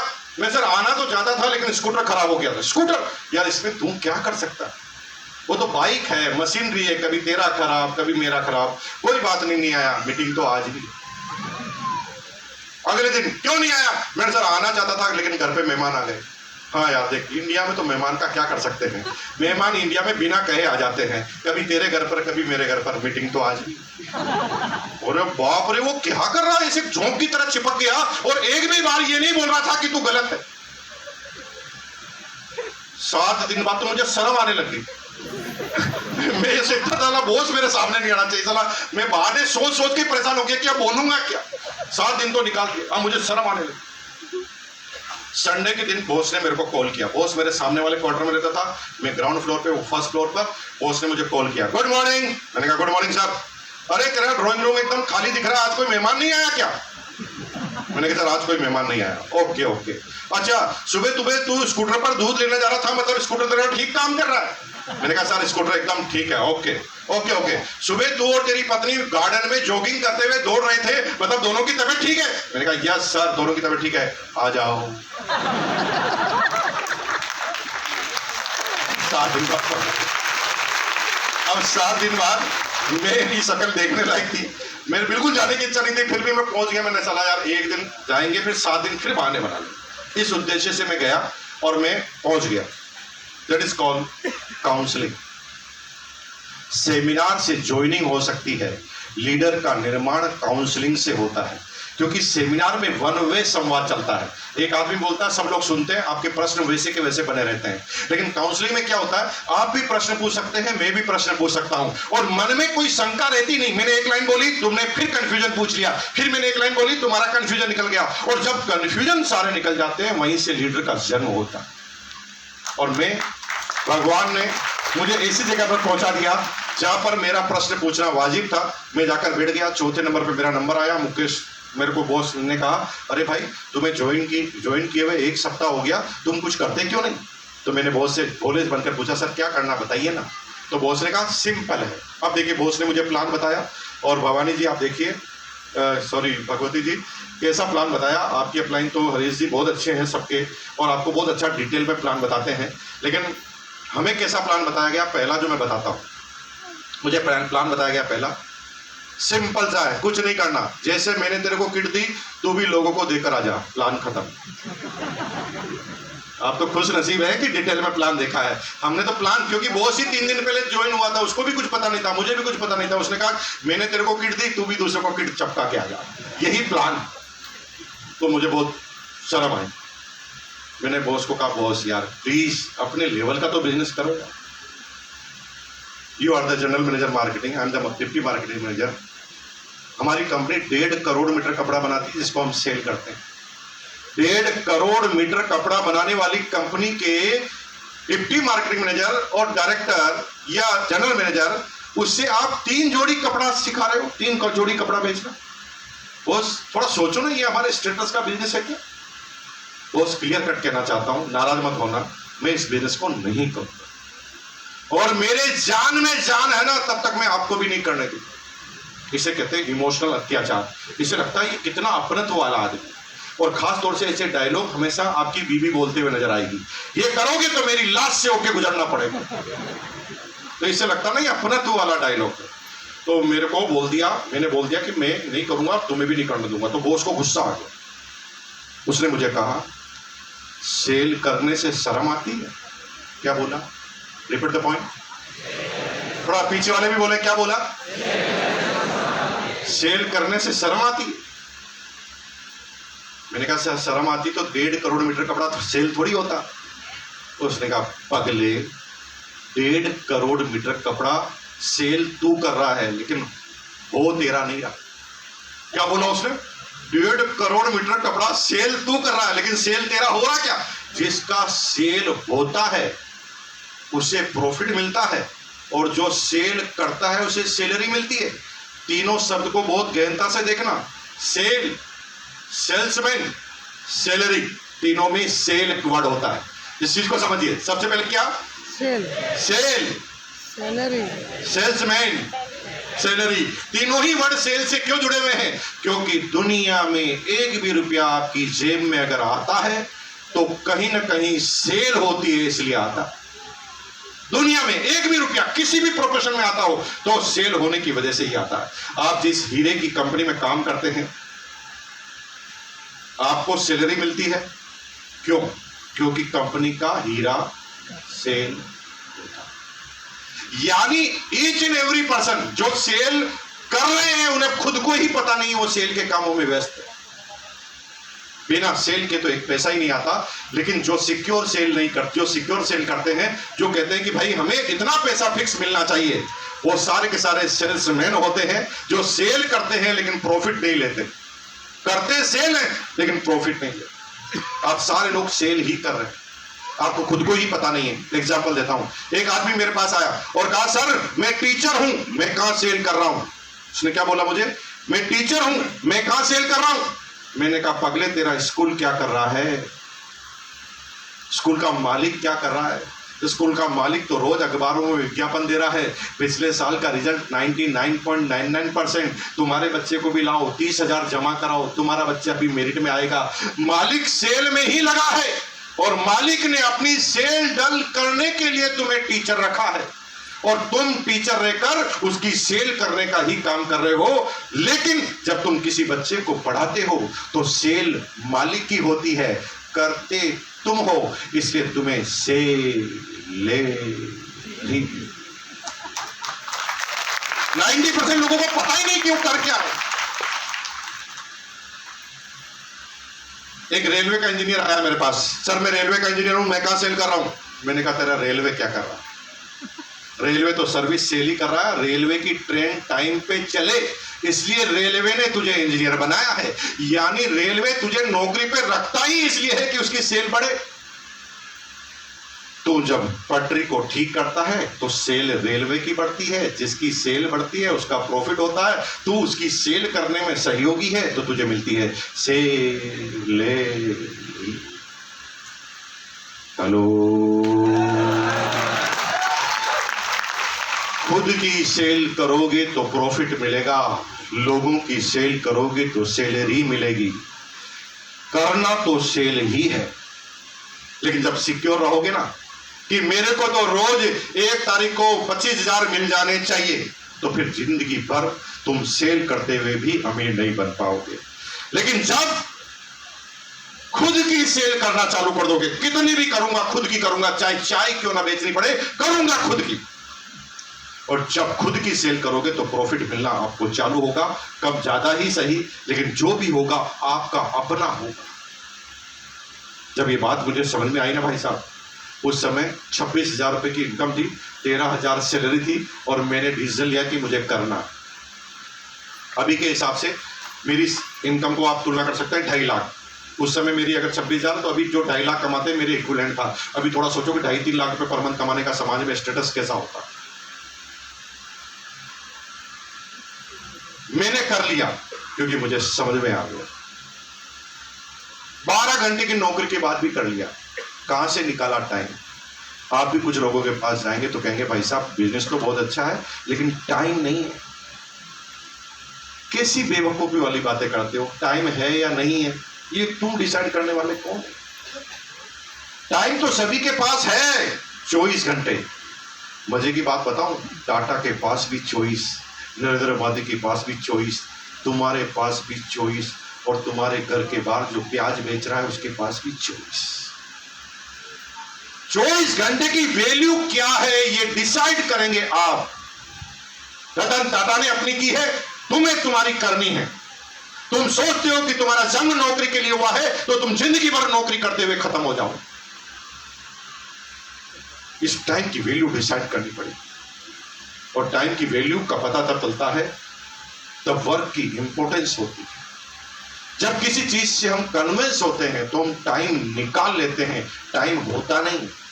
हेलो, टाइम होना और टाइम निकालने में अंतर है। टाइम होता नहीं, फिर भी इंपॉर्टेंस ऑफ द वर्क की वजह से हम टाइम निकाल लेते हैं। मुकेश अंबानी के पास मरने की फुर्सत नहीं, 16,000 तो उसके स्टोर हैं। जिस स्टोर को खोल रहा है ना वो जिंदगी भर उस स्टोर में नहीं जाएगा, और वो स्टोर जिंदगी भर उसके लिए काम करेगा। लेकिन मुकेश अंबानी का आज भी जब दिल में दर्द होता है ना तो डॉक्टर के पास जाता है टाइम निकाल कर, या दिल में दर्द होते ही डॉक्टर को फोन करता है टाइम नहीं है। अगर वो ऐसा बोलेगा तो कब इस दुनिया से प्रमोशन हो जाएगा पता ही नहीं। इंपॉर्टेंस ऑफ वर्क, जब काम की गंभीरता का पता चलता है तो हम टाइम को मैनेज करना चालू करते हैं। आपके पास मरने की फुर्सत नहीं है, लेकिन घर में ऐसे व्यक्ति की शादी हो तो हम टाइम मैनेज करते कि नहीं करते? हमारे पास टाइम नहीं है लेकिन घर में खानदान में किसी आदमी की मौत हो जाती है, वो नजदीकी है तो हम जाते हैं कि नहीं जाते? टाइम मैनेज करते हैं। जिस दिन आरसी मैनेज समझ में आ जाएगा टाइम मैनेज कर लोगे। और मुझे समझ में आया, 12 घंटे की नौकरी के बाद मैंने मैनेज कर लिया। 52 वीक 52 वीक तक एवरी सैटरडे मैंने हाफ डे की छुट्टी ली। एवरी सैटरडे मैं स्कूटर पे निकलता था, स्कूटर टांग कर पीछे अपने दोस्त घनश्याम घबरानी को बिठा लेता था और भीलवाड़ा से निकलता था। भीलवाड़ा से गंगापुर, गंगापुर से राजसमंद, राजसमंद से नाथद्वारा, नाथद्वारा से उदयपुर, उदयपुर से मंगलवाड़, मंगलवाड़ से चित्तौड़गढ़, चित्तौड़गढ़ से गंगरार, गंगरार से भीलवाड़ा। 380 किलोमीटर का सफर एवरी सैटरडे को अटेंड करता था, और मंडे को सुबह 5 बजे घर पर पहुंचता था और 9 बजे ऑफिस ज्वाइन। 52 वीक तक लगा था, क्योंकि इंपॉर्टेंस पता चल गई थी कि करना क्यों है। जब करना क्यों है ये इंपॉर्टेंस पता चल जाएगी तो ये मायने नहीं रखता कि आपके पास टाइम है कि नहीं। और भाई साहब इतनी गंभीरता से बिजनेस किया कि 1 साल में रोल्टी हुई। और मजे की बात बताऊं, एक भी बार में थका नहीं। ये किसी बात बता दी, थका कैसे नहीं थका, क्योंकि पहली बार लग रहा था कि मैं अपना काम कर रहा हूं। उससे पहले लग रहा था कि मैं लोगों का काम कर रहा हूं। जब लोगों का काम करोगे तो थकान आएगी, खुद का करोगे तो थकान नहीं आएगी कभी। एग्जाम्पल देता हूं, हमारी बहनें बैठी है, आपके पति थोड़े सोशल हैं, मान लेते हैं थोड़ा सोशल है, वो क्या करते हैं रोज एक दो आदमी को दोस्तों को लेकर आती हैं घर पर और आपको कहते हैं चलो डार्लिंग खाना बनाओ। कैसा लगता है? और रोज रोज कैसा लगता है? एक दो दिन तो चलता है, लेकिन रोज रोज पति क्या कहता है? चलो डार्लिंग दो मेहमान आए हैं उनका खाना बनाओ। धीरे धीरे दिमाग ठिकाना लगता है, खाना बना। मेरा जन्म क्या खाने के लिए हुआ? फिर धीरे धीरे टकराव आना चालू होता है, फिर धीरे धीरे बातों में बोलना चालू करते हैं। शादी के 1 साल तक सब शांति चलती है, फिर धीरे धीरे क्रांति आती है, फिर दोनों की चोंच खुलना चालू होती है, फिर एक दूसरे के बारे में बोलना चालू करते हैं। जो मन में है वो सारी बातें क्लियर कट बोल देते हैं 1-2 साल के बाद। ठीक कह रहा हूं कि नहीं कह रहा हूं? बड़े परेशान है पति की सामाजिकता से, बड़े थक जाते हैं, पति के सामने डायलॉग बोलते हैं, काम वाली रख लो। मैं क्या काम वाली हूं क्या? रोज 2 मेहमानों को लेकर आ जाते हैं, अरे इतनी सारी जिम्मेदारियां मेरे को दे रखी है। आप ऐसे डायलॉग बोलते हैं, लेकिन तभी अचानक आपका बच्चा आपको बोलता है माँ माँ माँ मामा आने वाले हैं खाना बनाओ। जो ही टारगेट खुद का हुआ, अब आपके शरीर में ताकत आती है, आप जोश से भर जाते हैं और आप पुराने सारे विचारों को याद करते हैं कि मेरे भाई को क्या क्या पसंद है, और अपने भाई के लिए आपको पकवान बनाना चालू कर देते हैं जिसके लिए आपको थकान आ रही है। जब टारगेट खुद का होगा थकान आना बंद हो जाएगी, जब टारगेट लोगों का होगा थकान।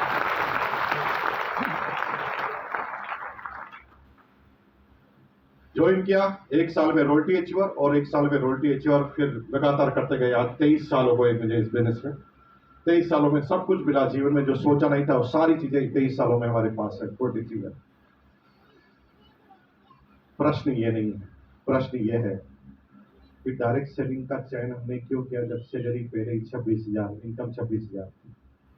आपका भी पहला प्रश्न, आपका जीवन ठीक ही चल रहा है ना भाई?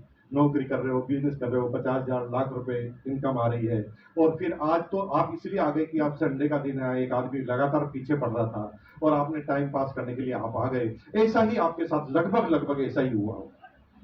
क्या जरूरत पड़ गई है? अरे क्या जीवन खत्म हो जाएगा क्या अचीव नहीं करेंगे तो? ये तो कॉमन प्रश्न है ना, ये सबका प्रश्न है। मैंने क्यों किया समझिए, क्योंकि मुझे वहां पर बताया गया था कि जीवन में पैसा कमाने के 3 तरीके हैं। नौकरी करो, बिजनेस करो, खेती करो। नौकरी करो, बिजनेस करो, खेती करो। नौकरी सब समझते हैं, बिजनेस में प्रोफेशन भी आ गए, जो डॉक्टर है, चार्टर्ड है, वो भी बिजनेस में आ गए, और तीसरा है खेती करो। लेकिन तीनों काम में जब जब भी पैसा चाहिए वो रोज करना पड़ता है। नौकरी रोज करनी पड़ेगी, खेती रोज खेत में जाना पड़ेगा, और बिजनेस रोज दुकान खोलनी पड़ेगी। नौकरी वाला रोज बेचारा सुबह टिफिन लेकर जाता है, शाम को खाली टिफिन लेकर वापस आता है। नौकरी वाले के जीवन में एक लाइन बनती है, टिफिन भरो खाली करो, भरो खाली करो, भरो खाली करो, भरो खाली करो, भरो खाली करो, भरो खाली करो। पूरा जीवन यही करना पड़ेगा। बिजनेस वाले के जीवन में क्या होता है? वो भी सुबह जाता है, टिफिन भरता है, फिर शटर ऊपर करता है, शाम को शटर नीचे। उसके जीवन शटर ऊपर, शटर नीचे, शटर ऊपर, शटर नीचे, शटर ऊपर, शटर नीचे, शटर ऊपर, शटर नीचे, शटर ऊपर, शटर। खेती वाला रोज हल ले जाता है, हल को जोतता है, हल वापस घर पर, हल खेत पर, हल घर पर, हल खेत पर, रोज करना पड़ेगा। इसका मतलब यह है कि आपको अगर 2 बाल्टी पानी की जरूरत है ना, तो रोज आपको दुकान पर जाना पड़ता है, नौकरी पर जाना पड़ता है, 2 बाल्टी पानी लेकर घर पर आना पड़ता है ताकि जीवन चले। हेलो, हाँ, कुछ लोग 2 में से 1.5 खर्च करते हैं, 1 पानी बचा लेते हैं, जिसे बचत कहते हैं। लेकिन ये बचत जीवन नहीं निकालेगी, एक इमरजेंसी में ये बचत जाएगी। भगवान देख लेता है कि अब इसके पास बचत हो गई है तो तुरंत टांग तोड़ दे। भगवान देख लेता कि अब ये बहुत बचत कर ली तो इसके थोड़ा हार्ट में दर्द दो। भगवान देख लेता तो बहुत इकट्ठा हो गया, तभी बेटा जवान हो जाता है, शादी करो। ये तुम्हारी बचत से अमीर नहीं बनोगे। अब क्या हुआ?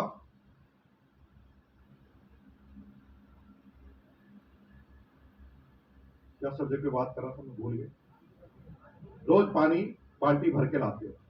मेरे को क्या समझ में आया, उसने कहा एक तरीका है रोज जाओ बाल्टी लेकर आओ, एक तरीका है जितना रोज चाहिए उतनी बाल्टी लाओ, लेकिन 1-2 घंटा जो फालतू में इधर उधर गप्पे मारते हो, बिना किसी को बताए हुए तालाब पर पहुंच जाओ और वहां से पाइपलाइन खोदना चालू करो,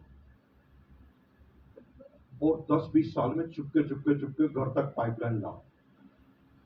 अब पाइपलाइन घर पे आ गई और नल घर पे ही लगा दिया, तो बाल्टी लाने की जरूरत है? कुछ नहीं करना। हमने आज के 23 साल पहले यही पाइपलाइन खोदना चालू किया चुप चुप के, और पाइपलाइन खोदी पूरी। अब पाइपलाइन खोदी तो हमारे घर में इनकम कैसे आती है? अपने आप।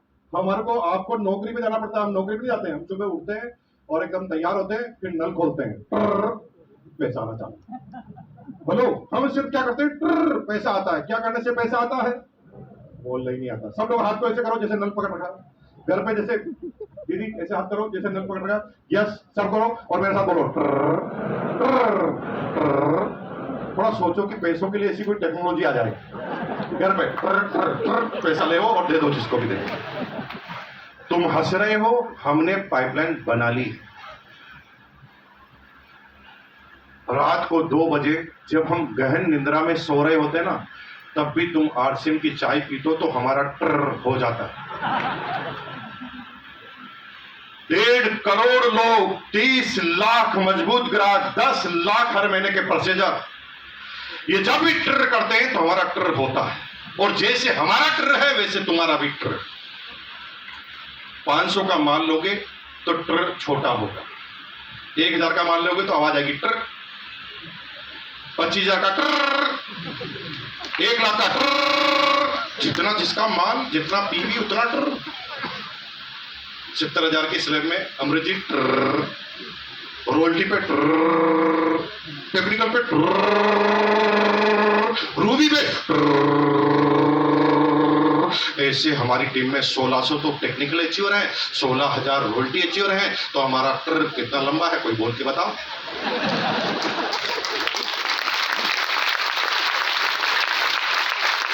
हमारे यहाँ कंटिन्यू आवाज आती है, रुकती नहीं है। रात दिन 24 घंटे 365 दिन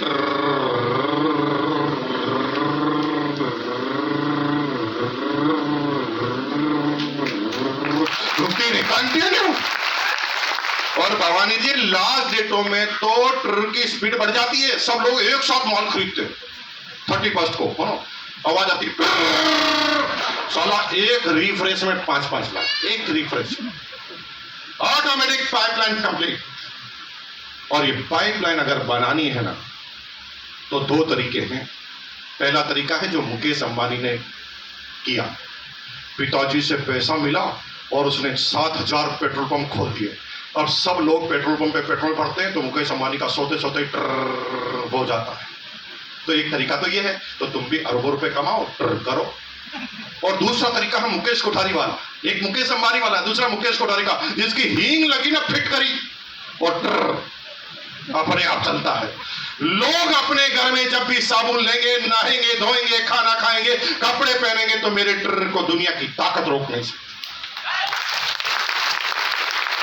ये ट्र धीरे चलेगा क्योंकि ये बिना पैसों का ट्र है, लेकिन जिस दिन बन गया ना, उस दिन पूरे जीवन को निहाल कर देगा। समस्याएं आएगी। ये पाइपलाइन इतनी आसानी से लोग तुम्हें खोदने नहीं देंगे। तुम ये गलतफहमी में मत रहना कि जाऊंगा खोदना चालू कर दूंगा। तुम खोदोगे, तुरंत गाय भैंसों का झुंड आएगा, फिर तुम्हारे पाइपलाइन को भर देगा। तुम थोड़ा सा खोदना चालू करोगे, पड़ोसी आकर दूसरी कंपनी का प्लान बता जाएगा। इतना आसान थोड़ी है, लेकिन खोदेंगे तो खुदेगा। अगर खोदते जाएंगे, चालू रखेंगे नहर को और लगातार चेक करते रहेंगे, तो एक दिन पाइपलाइन से पानी घर पर भी आएगा। बात है कंटिन्यू करने की।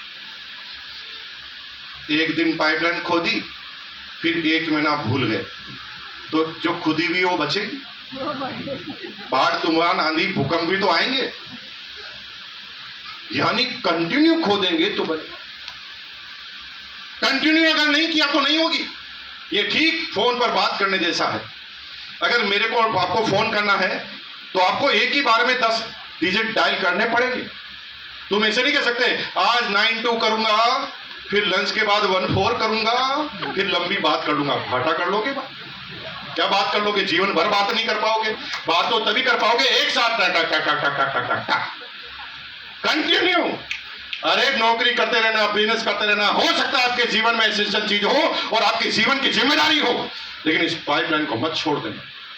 एक बार छूटी तो काम जीरो से ही चालू करना पड़ता है, क्योंकि पुरानी खींची हुई भर जाती है।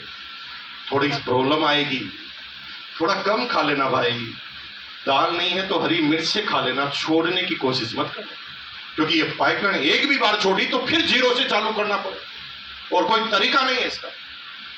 प्रश्न नंबर 2, पाइपलाइन तो बनानी है तो फिर आरसीएम की क्यों बनाई? डायरेक्ट सेलिंग की तो हजारों कंपनियां हिंदुस्तान, 1 लाख से ज्यादा इंडिया में कंपनियां, पूरी दुनिया में 5 लाख से ज्यादा कंपनियां हैं, फिर आरसीएम की क्यों बनानी है? आई एम सॉरी टू से, अब मैं जो बातें बोल रहा हूं उस पर आप मेरा बिलीव कर सकते हैं, ऐसा मैं आश्वासन देता हूं। 23 साल से एक कंपनी जिसका नाम है आरसीएम, जिसके अंदर मैंने काम करना चालू किया, और 23 साल के बाद डायरेक्ट सेलिंग जितने भी एसोसिएशन है, नेटवर्क मार्केटिंग अवार्ड जो घोषित करते हैं, उसके अंदर 23 सालों में उन्हें एक भी आदमी पूरे हिंदुस्तान में नहीं मिला जो एक ही कंपनी में 23 साल से काम कर अचीवर बन गया हो। क्योंकि इंडिया में कंपनियां बहुत है, लेकिन सब लोग इधर से उधर दौड़ते रहते हैं, भागते रहते हैं। एक आदमी जो पैसा तो मेरे से ज्यादा कमा लिया है, लेकिन उसकी इज्जत पूरी की पूरी खत्म हो गई। उसने अब तक 10 कंपनियां खोल ली है, 4 खुद की बनाई, और 23 साल तक एक कंपनी में लगातार काम करना, और सिक्योरिटी जो डायरेक्ट सेलिंग का मेन सिद्धांत है, उसको हासिल करने के बाद एक ही नाम डिसाइड हुआ, नॉमिनेट मुकेश कोठारी। और 23 साल के बाद डायरेक्ट सेलिंग का दूसरे साल में पहला award, the life time achievement award मिला, और मैं परसों अवार्ड लेकर ही आया था वापस में सेमिनार में। अब मैं जो बात कह रहा हूं उसको बहुत ध्यान से सुनना। आरसीएम क्यों करना है? कंपनियां बहुत है, लेकिन मेरे भाई, लोगों की कमजोरी है पैसा। लोगों को सब कुछ ठीक है यार, पैसा आना चाहिए। आप यहां पर आए हैं तो इसका मकसद भी पैसा है। आई नो वेरी वेल, मतलब मुझे आप ये मत समझिए कि मैं कोई अनभिज्ञ हूं, कि मैं आपके फालतू में भारत माता की जय बोलूंगा और आपके चेक आ जाएंगे। ऐसा तो कुछ होने वाला नहीं। हर आदमी को पैसा चाहिए, लेकिन सिर्फ पैसा ही चाहिए ये सोच गलत है। सिर्फ पैसा ही चाहिए तो फिर मैं बहुत सारे तरीके बता देता हूं। फूल छाप झाड़ू, झाड़ू की कंपनी है जिसका टर्नओवर 100 करोड़। पैसे कमाने के सबसे आसान रास्ता बताता हूं, आपको कोई ऐसी शिक्षा देने वाला नहीं मिलेगा, मैं बताता हूं। सबसे आसान रास्ता है, एक रामपुरी चाकू खरीदो। नहीं, मारना नहीं है, डराना। जितने भी जेब में है निकाल, सबसे आसान।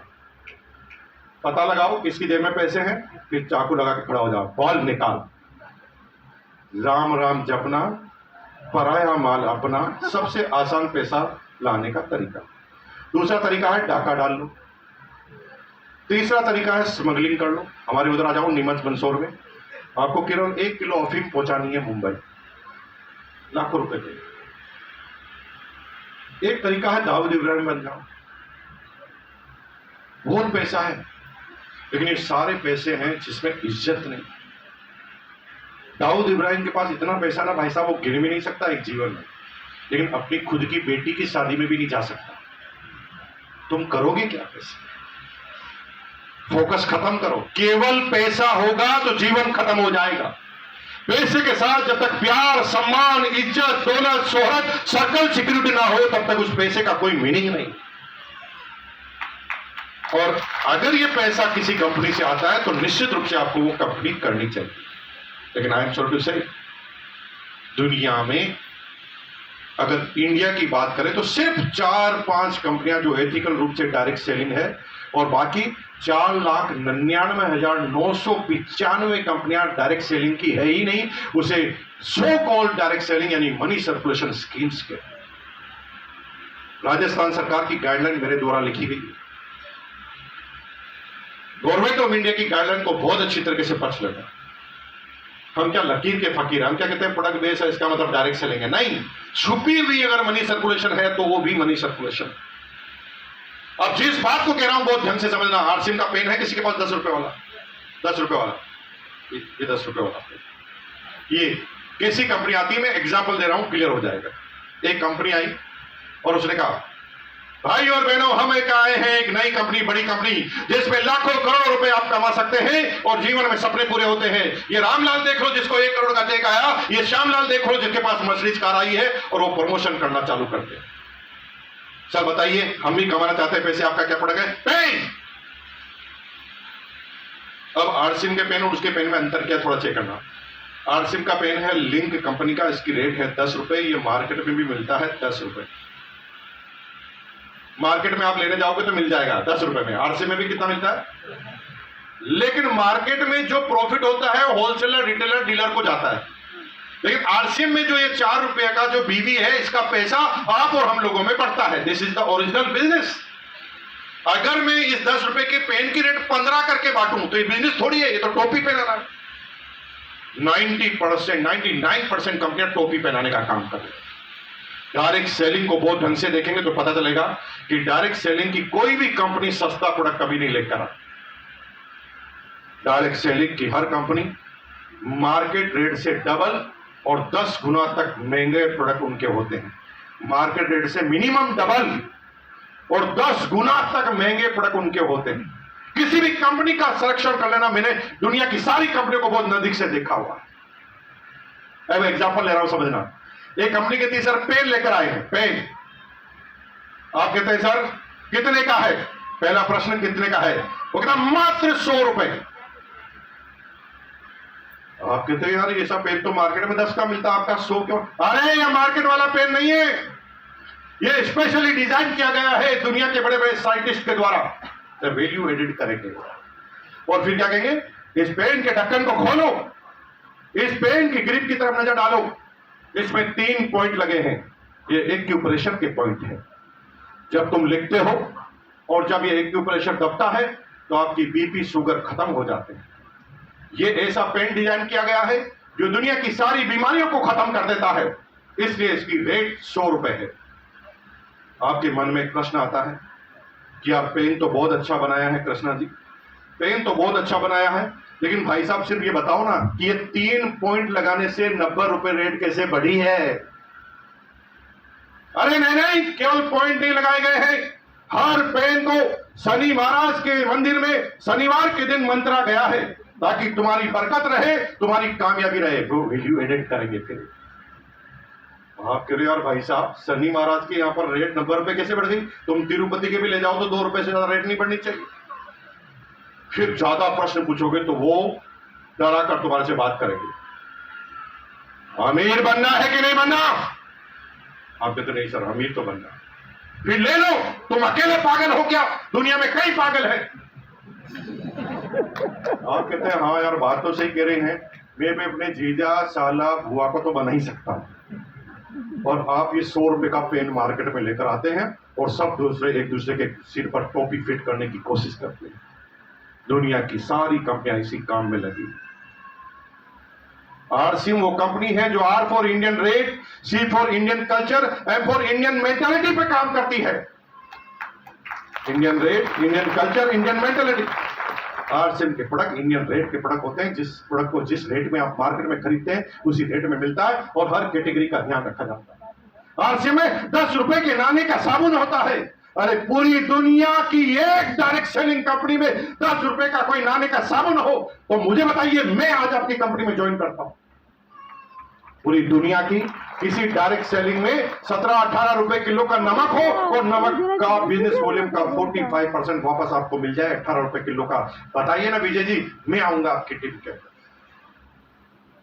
पूरी दुनिया में सुना है आपने, और आरसीएम हर कैटेगरी का ध्यान रखती है। लेकिन कुछ लोग आपको एक प्रश्न पूछते होंगे, सर ये प्रोडक्ट तो महंगा है, बोलते ना बोलते। ये महंगा सस्ता नहीं होता, आपको प्रेजेंट करना नहीं आता। जिस आदमी को साइकिल चाहिए आप मर्सिडीज कार बता रहे हैं, तो फिर क्या होगा? फिर वो आदमी महंगा ही कहेगा ना आपको। हमें प्रोडक्ट का सिलेक्शन करना नहीं आता कि किस आदमी को क्या प्रोडक्ट देना है। आरसीएम में भाई साहब 10 रुपए का नहाने का साबुन आता है तो 50 रुपए का भी आता है। पहले उसे पूछिए कि सर आप कितने रुपए और कौन से साबुन से नहाते हो, फिर वो साबुन आप रिकमेंड कीजिए, उसे सस्ता लगे। अब वो लाता तो 15 रुपए के साबुन से है और आप 50 रुपए का साबुन उसे बता रहे हैं, तो वो महंगा ही कहेगा ना। उसकी क्या गलती है? आरसीएम में हर कैटेगरी के प्रोडक्ट। रेट कंटेंट से डिजाइन होती है, रेट डिजाइन कभी भी नाम से नहीं होती। कार 2 लाख रुपए की भी आती है और कार 2 करोड़ की भी आती है, दोनों को कार ही कहते हैं। ये महंगी सस्ती का मामला नहीं है, दोनों को कार ही कहते हैं। लेकिन 2 लाख की जो कार आती है ना, उसमें मसाज फ्री में मिलती है। यहां से अहमदाबाद जाओ तो ऑटोमेटिक शरीर पूरी मसाज हो जाती है 2 लाख वाली कार। और एक 2 करोड़ की कार है ना, उसमें बैठ जाओ तो कब अहमदाबाद आ जाता पता ही नहीं चलता। तो हमारे जैसा एक आदमी था, उसने कहा 2 करोड़ की कार में क्या खास बात है? तो हमने कहा भाई साहब ये कार ऐसी है कि इसमें बैठ जाओ तो पता ही नहीं चलता कि आप कार में बैठे हैं। उसने कहा पागल, कार लेकर भी पता ही नहीं चले तो कार लेने का क्या फायदा? कम से कम ट्रैक्टर ले ले, टक टक टक टक टक पता तो चले। ये आम आदमी की सोच है। अभी पिछले साल हम ब्रिटलिंग की 5 लाख रुपए की घड़ी लेकर आए, तो हमने हमारे दोस्त के पास गए, मैंने कहा देख घड़ी ब्रिटलिंग। तो दोस्त ने क्या बोला, वाह, उसने मेरे हाथ को खींच लिया और कहा बताना बताना क्या चमक रही है, क्या जबरदस्त घड़ी लाया, कितने की है? मैंने कहा ज्यादा नहीं, 5 लाख रुपए। 5 लाख रुपए घड़ी में क्या खास बात है? मैंने खास बात नहीं, बस ऐसे ही। अच्छा बता बता कितने बजे? मैंने कहा 12:40। वो कहा मेरी 250 की है, इसमें भी 12:40, दोनों ही सेम टू सेम। तो बेवकूफ है, जब 12:40 ही बजाने थे तो इतने लाख क्यों खर्च किए? पागल। हाँ, तेरी घड़ी में अगर 2-3 मिनट ज्यादा बजते तो मैं मान भी लेता कि तेरी घड़ी शानदार है, लेकिन टाइम भी सेम टू सेम, फिर घड़ी इतनी महंगी लेने का क्या फर्क है? मैंने उससे एक लाइन कही कि बेटा तेरी घड़ी तेरा टाइम बता रही है और मेरी घड़ी मेरा टाइम। इस बात को जिस दिन समझेगा उस दिन समझेगा। धर्मशाला में 150 रुपए का रूम मिलता है और होटल ताज में 25,000 का मिलता है, दोनों रात ही निकालते हैं। ऐसा नहीं कि एक रात सोकर 2 रात कंप्लीट हो जाती है, ऐसा नहीं होता ताज के। सुबह नींद दोनों जगह बराबर ही आती है। लेकिन ताज होटल में रुकते हो तो बड़ा करने के मन में ख्याल आते हैं, और धर्मशाला में रुकते हो तो आपको ख्याल आते हैं कि फ्रेश होने के लिए सुलभ शौचालय में 5 रुपए कैसे बजाए जाते हैं। हेलो, बात ख्यालों की है, बात उस सेक्टर की है जहां पर हम जाना चाहते। दुनिया की किसी भी डायरेक्ट सेलिंग कंपनी में कामयाब होने के लिए 20 लोगों को बर्बाद करना पड़ता है। बहुत बहुत दबे मन से बात कर रहा हूं। जिस डायरेक्ट सेलिंग कंपनी के नाम आप सुनते हैं ना, इनको लाख आए, 10 लाख आए, 1 करोड़ आए, दुनिया की किसी भी कंपनी में जब तक 20 लोगों को बर्बाद न कर दो आप कामयाब नहीं हो सकते। और आरसीएम में जब तक 20 लोगों को आबाद न कर दो तब तक तुम कामयाब हो नहीं सकते। ये सबसे बड़ा फर्क है। ये जो इस बात को समझ जाओगे, आरसीएम बिजनेस आपको समझ में आएगा। 23 साल से सूरत में मुकेश खुटारी आ रहा है, सारा एक आदमी बता दे कि मैंने किसी के साथ गड़बड़ किया हो। लेकिन डायरेक्ट सेलिंग में जिस कंपनी में आप काम करते हो ना, वहां पर टकले को कंगी बेचना पड़ता है, और एक बार टकले को कंगी बेच दोगे ना तो तुम्हें अगली बार जब वो आओगे तो तुम्हें टकला करके भेजेगा। दोनों डायरेक्ट सेलिंग कंपनी में इतना अंतर है। 23 साल बाद भी सीना गर्व से तान कर आप किसी के घर पर जा सकते हैं, कोई कह नहीं सकता कि मुझे बर्बाद कर दिया। दुनिया में आपको कोई 10,000 खर्च करवा देगा, कोई 50,000 का इन्वेस्टमेंट करा देगा और फिर वहां जाने लायक नहीं रहोगे। लेकिन आप आरसीएम ज्वाइन करा के किसी को 2,500 3,000 का घर का सामान देकर आते हैं, सारा कोई नहीं कर भी पाया तो भी आपको कभी गालियां देगा नहीं जीवन में। और जब इस साल से बिजनेस करोगे तो यहां पर प्यार, सम्मान, इज्जत, दौलत, शोहरत, सर्कल, सिक्योरिटी सारी एक साथ मिलेगी। लेकिन यहां पर प्रोग्रेस धीरे धीरे होगी, क्योंकि यहां 10 रुपए का सामान बेचना है, 10 रुपए का सामान यूज करना है। दूसरी जगह ज्यादा कामयाबी क्यों मिलती है? क्योंकि वहां 10 का माल 100 में बेच रहा है। तो उसे बिजनेस नहीं कहते, उसे टोपी पहनाना कहते। और जब टोपी पहनाना और बिजनेस में अंतर आ जाएगा, आपको ये बिजनेस में कामयाबी अपने आप आ जाएगी।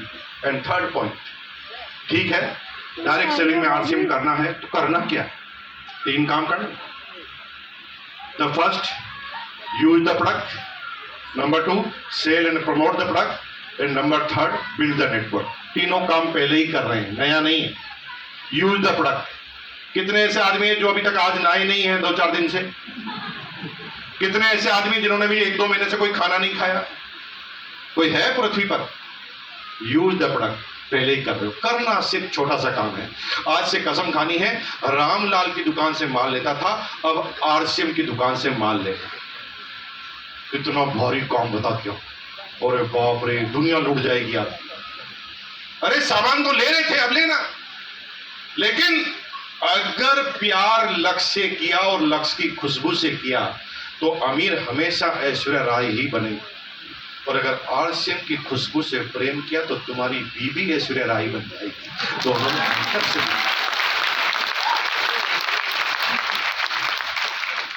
तो जो 2 साबुन लक्ष्य घर पर बच गए ना, उसमें दिमाग लगाने की कोशिश मत करना, अच्छे बिजनेसमैन बनना।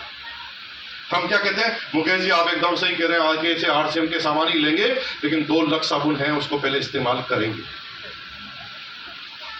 इसे बेवकूफी का बिजनेस करें। मेरे पास 2 लक्ष्य साबुन है, और अगर मैं पहले इस्तेमाल करूंगा तो मेरी टीम के 1.5 करोड़ लोग भी 2 साबुन पहले इस्तेमाल करेंगे। तो 1.5 करोड़ इंटू 2 3 करोड़। 3 करोड़ में एक साबुन अगर 20 रुपए का है तो भाई साहब मैंने 100-200 करोड़ रुपए का नुकसान कर दिया मेरा 2 साबुन इस्तेमाल करने से। अरे बिजनेसमैन बनो भाई, ये 2 साबुन को आज छोड़नी मतलब आज ही छोड़नी है, और ये छोड़ने से भी बिजनेस बढ़ाना। 2 साबुन आपके घर पे बचे ना, उनको क्या करना है, आराम से ट्रे पे सजाना है। ट्रे पे सजा के पड़ोसी के पास जाना है और पड़ोसी से कहना, सर आपके लिए गिफ्ट लाया।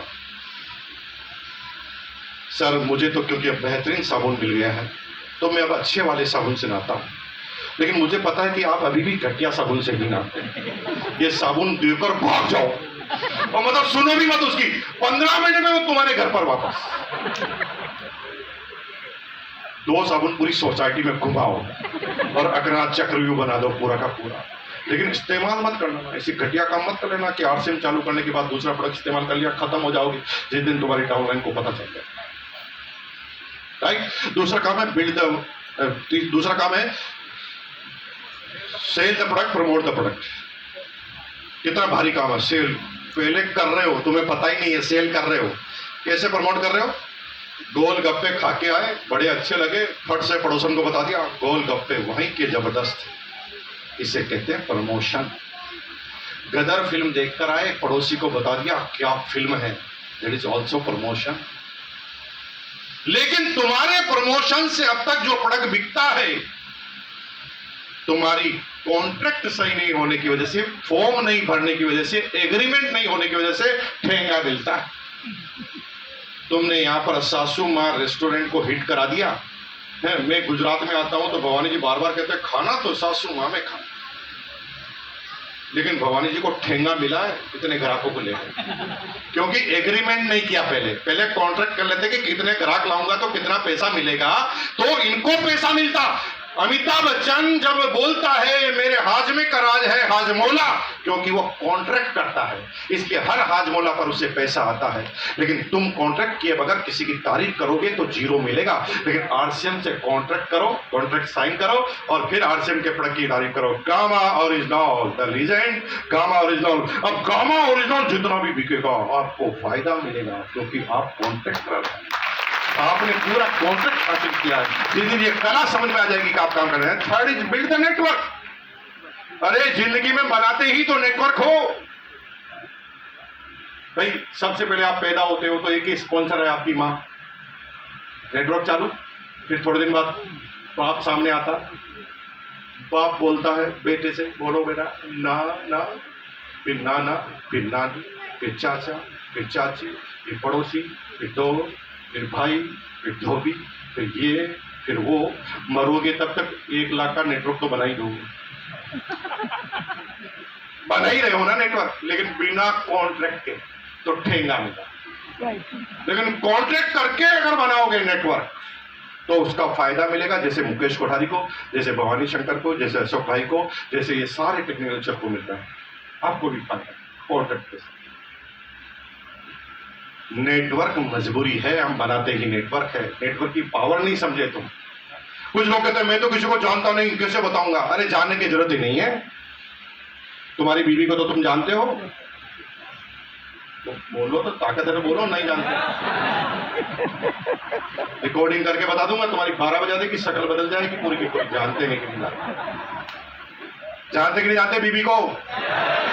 तो बीवी के माँ बाप को भी जानते होंगे, माँ बाप अपने बेटे बेटी को जानते होंगे, बेटे बेटी अपने पड़ोसी को जानते होंगे, पड़ोसी अपने पड़ोसी को जानते होंगे, पड़ोसी अपने साले को जानता होगा, फिर साला साले को जानता होगा, फिर उसका साला उसके साले को जानता होगा, फिर उसका साला उसके साले को जानता होगा, सारे सालों को साला जानते होंगे तो कौन सा साला बच जाएगा? बताओ कि नेटवर्क हो।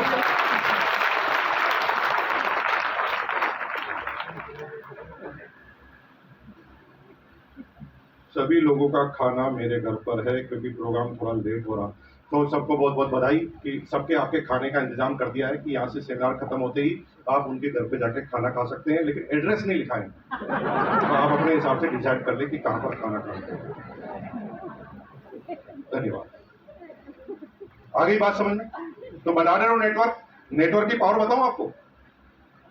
चाइना में तुम्हारे खानदान का कोई आदमी पैदा हुआ या कभी चाइना में गया है, लेकिन एक कोरोना चालू कहां से हुआ था? चाइना से। और साला तुम्हारे खानदान के दूर दूर का रिश्ता नहीं है, तो भाई तुम्हारे घर में कोरोना घुस गया था। ऑल्सो नेटवर्क, उसने उसको फंसाया, उसने उसको फंसाया, वो उधर चाइना में गया, चाइना वाला जापान में गया, जापान वाला इंडिया में आया, इंडिया वाला तुम्हारे मामा से मिला, मामा तुम्हारे जीजा से मिला, पता नहीं कहां से कहां कोरोना घुस गया था। Also network. जिसको कोई चाहता नहीं तो नेटवर्क में शामिल हो गया। तुम तो चाहते हो मेरे भाई, तो तुम्हारा नेटवर्क कितना होगा बताओ? बताना चालू करोगे तो नेटवर्क ऑटोमेटिक बढ़ जाएगा। ठीक है जी। और अभी थोड़े दिन थमिए, अभी बार बार बात कर रहे थे 25 तारीख को धमाका होने वाला, धमाका होने वाला। बैठे बैठे नहीं होने वाला। हम कहेंगे बस बैठे रहेंगे, धमाका धमाका तुम्हारे को उछाल के रख देगा धमाका, जैसे बैठे बैठे रहोगे। तो 25 तारीख को सुबह 9 बजे चैनल पे आप देखेंगे, और हमें बहुत लिमिटेड मात्रा में बोलने की अनुमति, हम ज़्यादा बोल नहीं सकते इस सब्जेक्ट के बारे में, क्योंकि ये ऐसा मैटर है जहाँ से पूरी दुनिया में, हिंदुस्तान में आरसीएम की बाहर आएगी, आग लगने वाली है। और मैं आपको सिर्फ इतना सा कहता हूँ कि ज़्यादा समझना इसलिए नहीं है, क्योंकि जो अभी इनकम आती है वो आती रहेगी, उससे कोई छेड़खानी नहीं है। आप लीडरशिप पे, रॉयल्टी पे, वाइटल पर जो भी आरसीएम की इनकम आ रही है वो लेते रहिए। लेकिन अब 25 तारीख को जो घोषणा होगी, उसमें जो भी आदमी फील्ड में दौड़ रहा है, बैठा है, उसको अंडा मिलेगा, क्योंकि जो आरसीएम की इनकम आ रही है वो तो आती रहेगी। लेकिन अगर अब आप दौड़ गए और आपने दौड़ने के दौरान ये जो बातें लिखी गई है उसको टारगेट बना लिया, तो आपकी इनकम 10% से लगाकर 40% तक पर मंथ बढ़ने वाली है। मिनिमम 10%, मैक्सिमम 40% तक आप अपनी इनकम को बढ़ा सकते हैं, लेकिन बैठे बैठे नहीं बढ़ा सकते। इसमें ध्यान ये रखा गया है कि एक आदमी है उल्लू का पट्टा, उसने 2 आदमी को ज्वाइन करा दिया, दोनों तरफ जोरदार जोरदार आदमी लग गए। वो सोच रहा है कि मैं बैठा बैठा ही इनकम बढ़ा लूंगा, तो ठेंगा बढ़ाओ। क्योंकि अब एक ऐसी चीज उसमें डाली गई है कि जो इनकम आती है वो तो आती रहेगी, लेकिन अगर एक्स्ट्रा वे में आपने अपना काम किया, अगर आप फील्ड में गए, तो आपकी इनकम बिना कुछ किए 10 से 40% तक बढ़ने वाली है। अब थोड़ा सोचो कि अगर आपकी इनकम पहले 50,000 रुपये आ रही है, अब 10% से यानी 20,000, 10,000 रुपये महीने की बढ़ जाए, तो आपकी गाड़ी की किस्त निकल जाएगी कि नहीं निकल जाएगी? अगर आपकी 1 लाख की इनकम आ रही है और अब आपकी 25,000 महीने से बढ़ जाए, 20,000 महीने से बढ़ जाए, तो हर महीने हर साल नई गाड़ी ले सकते कि नहीं ले सकते? अब फिर आप टेक्निकल सोचो, स्टार एमराल्ड, कि आपको अगर मान लो 50,000, 25,000 रुपये हर महीने के मिलने लग जाए एक्स्ट्रा, तो हर साल नई गाड़ी परचेज करोगे कि नहीं करोगे? हिंदुस्तान में गाड़ियों की बाहर लगने वाली है, साल के एंड में बड़े बोनस की बाहर लगने वाली है। इस तमाम तरह के फायदे आपको मिलने वाले हैं, इसके लिए थोड़ी सी तैयारी कर लीजिए। 25 तारीख को मैक्सिमम से मैक्सिमम लोगों को टीम के साथ आपको वहां पर बुलाना है। मैं बहुत बहुत धन्यवाद देता हूं गुड डॉट में चाहत जी को, कि जब भी हमारी सेमिनार होती है इंडिया में, तो चाहत जी और इनकी टीम का हमेशा ऐसा मानना रहता है कि जो एक नया प्रोडक्ट है गुड डॉट एक ऐसा प्रोडक्ट है मेरे भाई, जिसके बारे में कहते हैं कि डायरेक्ट सेलिंग इंडस्ट्री में दुनिया की किसी कंपनी के पास गुड डॉट जैसा प्रोडक्ट नहीं है। ये बेसिकली वो प्रोडक्ट है, दुनिया के 85% लोग नॉनवेज खाते हैं, दुनिया के मिनिमम 85% लोग नॉनवेज खाते हैं। लेकिन ये खतरनाक क्यों हो गया है? ये खतरनाक इसलिए हो गया कि पिछले 20 सालों में आपने देखा है कि जो भी बीमारी हमारे शरीर में प्रवेश कर रही है वो जानवर के थ्रू प्रवेश कर रही है, चाहे वो फ्लेग हो, चाहे चिकनगुनिया हो, चाहे वो कोरोना हो, चाहे स्वाइन स्वाइन फ्लू हो, ये सारी जानवरों की वजह से हमारे अंदर आ रही है। तो ये नॉनवेज हम क्यों खाते हैं? क्योंकि टेस्ट बहुत अच्छा होता है, प्रोटीन बहुत ज्यादा होता है, लेकिन इसके थ्रू हमारे शरीर में कितनी तरह की बीमारियां आ सकती है मैंने सोचा नहीं। तो इसका सब्स्टिट्यूट प्लांट बेस्ड मीट, जिसे ऐसे तैयार किया जाए कि एक आदमी टेस्ट में भी भरपूर हो, उससे जोरदार टेस्ट हो, नॉनवेज जैसा टेस्ट हो, और प्रोटीन और न्यूट्रिशन की मात्रा में भी जो नॉनवेज में होता है उससे ज्यादा मिले। ऐसा नया प्रोडक्ट आरसीएम ने तैयार किया जो दुनिया की किसी डायरेक्ट सेलिंग कंपनी के पास नहीं है। लेकिन मैं जो बात कर रहा हूं कि ऐसा सही है कि नहीं, ये बोलने से पता नहीं चलेगा, क्योंकि मुकेश कोठारी तो झूठ बोल सकता है क्योंकि इससे तो लाखों रुपए की इनकम आती है। लेकिन आपके पास पता लगाने का तरीका है। तरीका क्या है? बाहर जाओ, बाहर कंपनी क्या करती है, गुड डॉट आरसीएम कंपनी क्या करती है, आपको टेस्टिंग का इंतजाम करती है। 100 रुपए में जो चीज पड़ती है आपको सब्सिडी रेट में 50 रुपए में वो आपको प्रोडक्ट अवेलेबल कराती है, ताकि आप टेस्ट करके पता लगा ले कि मुकेश कोठारी झूठ बोल रहा है कि सच बोल रहा है। घर पे जाके तो खाना तो वैसे ही खाओगे, तो यहाँ पर खाना खा लो, और 50 रुपए में आप पूरे सूरत में खाना नहीं खा सकते, लेकिन आपको यहाँ पर वो स्टॉल पे 50 रुपए का आइटम मिल जाएगा। लेकिन ये लिमिटेड मात्रा में मिलता है, इसलिए मेरे भाई ऐसा मत करना कि वहाँ उसको पूरा गिरा दें आप, क्योंकि थोड़ा सा बेचारा छोटा सा लगा के बैठा होगा, उसे एक एक करके लाइन से आप ले लें। मैं बहुत बहुत धन्यवाद देता हूँ अशोक भाई का, हरेश जी तोमर का, ये तमाम रोल टीचर और टेक्निकल्चर का, राज पुरोहित जी का, ये जितने भी टेक्निकल्चर बैठे हैं जिन्होंने मुझे बुलाया, और मैं बहुत मजे के साथ कह सकता हूँ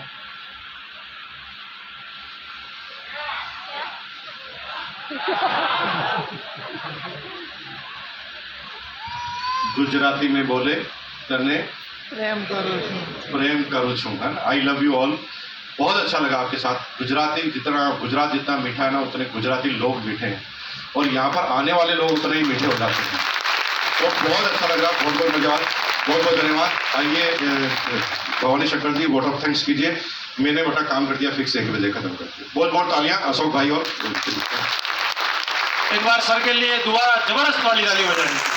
इतनी अच्छी जानकारी मिली अपने को, और आप सभी के लिए एक मैसेज है, आप इतनी मात्रा में आए, बड़े शांति से प्रोग्राम हुआ, और प्रोग्राम था फिर भी शांति से प्रोग्राम किया, आप सभी का बहुत बहुत धन्यवाद।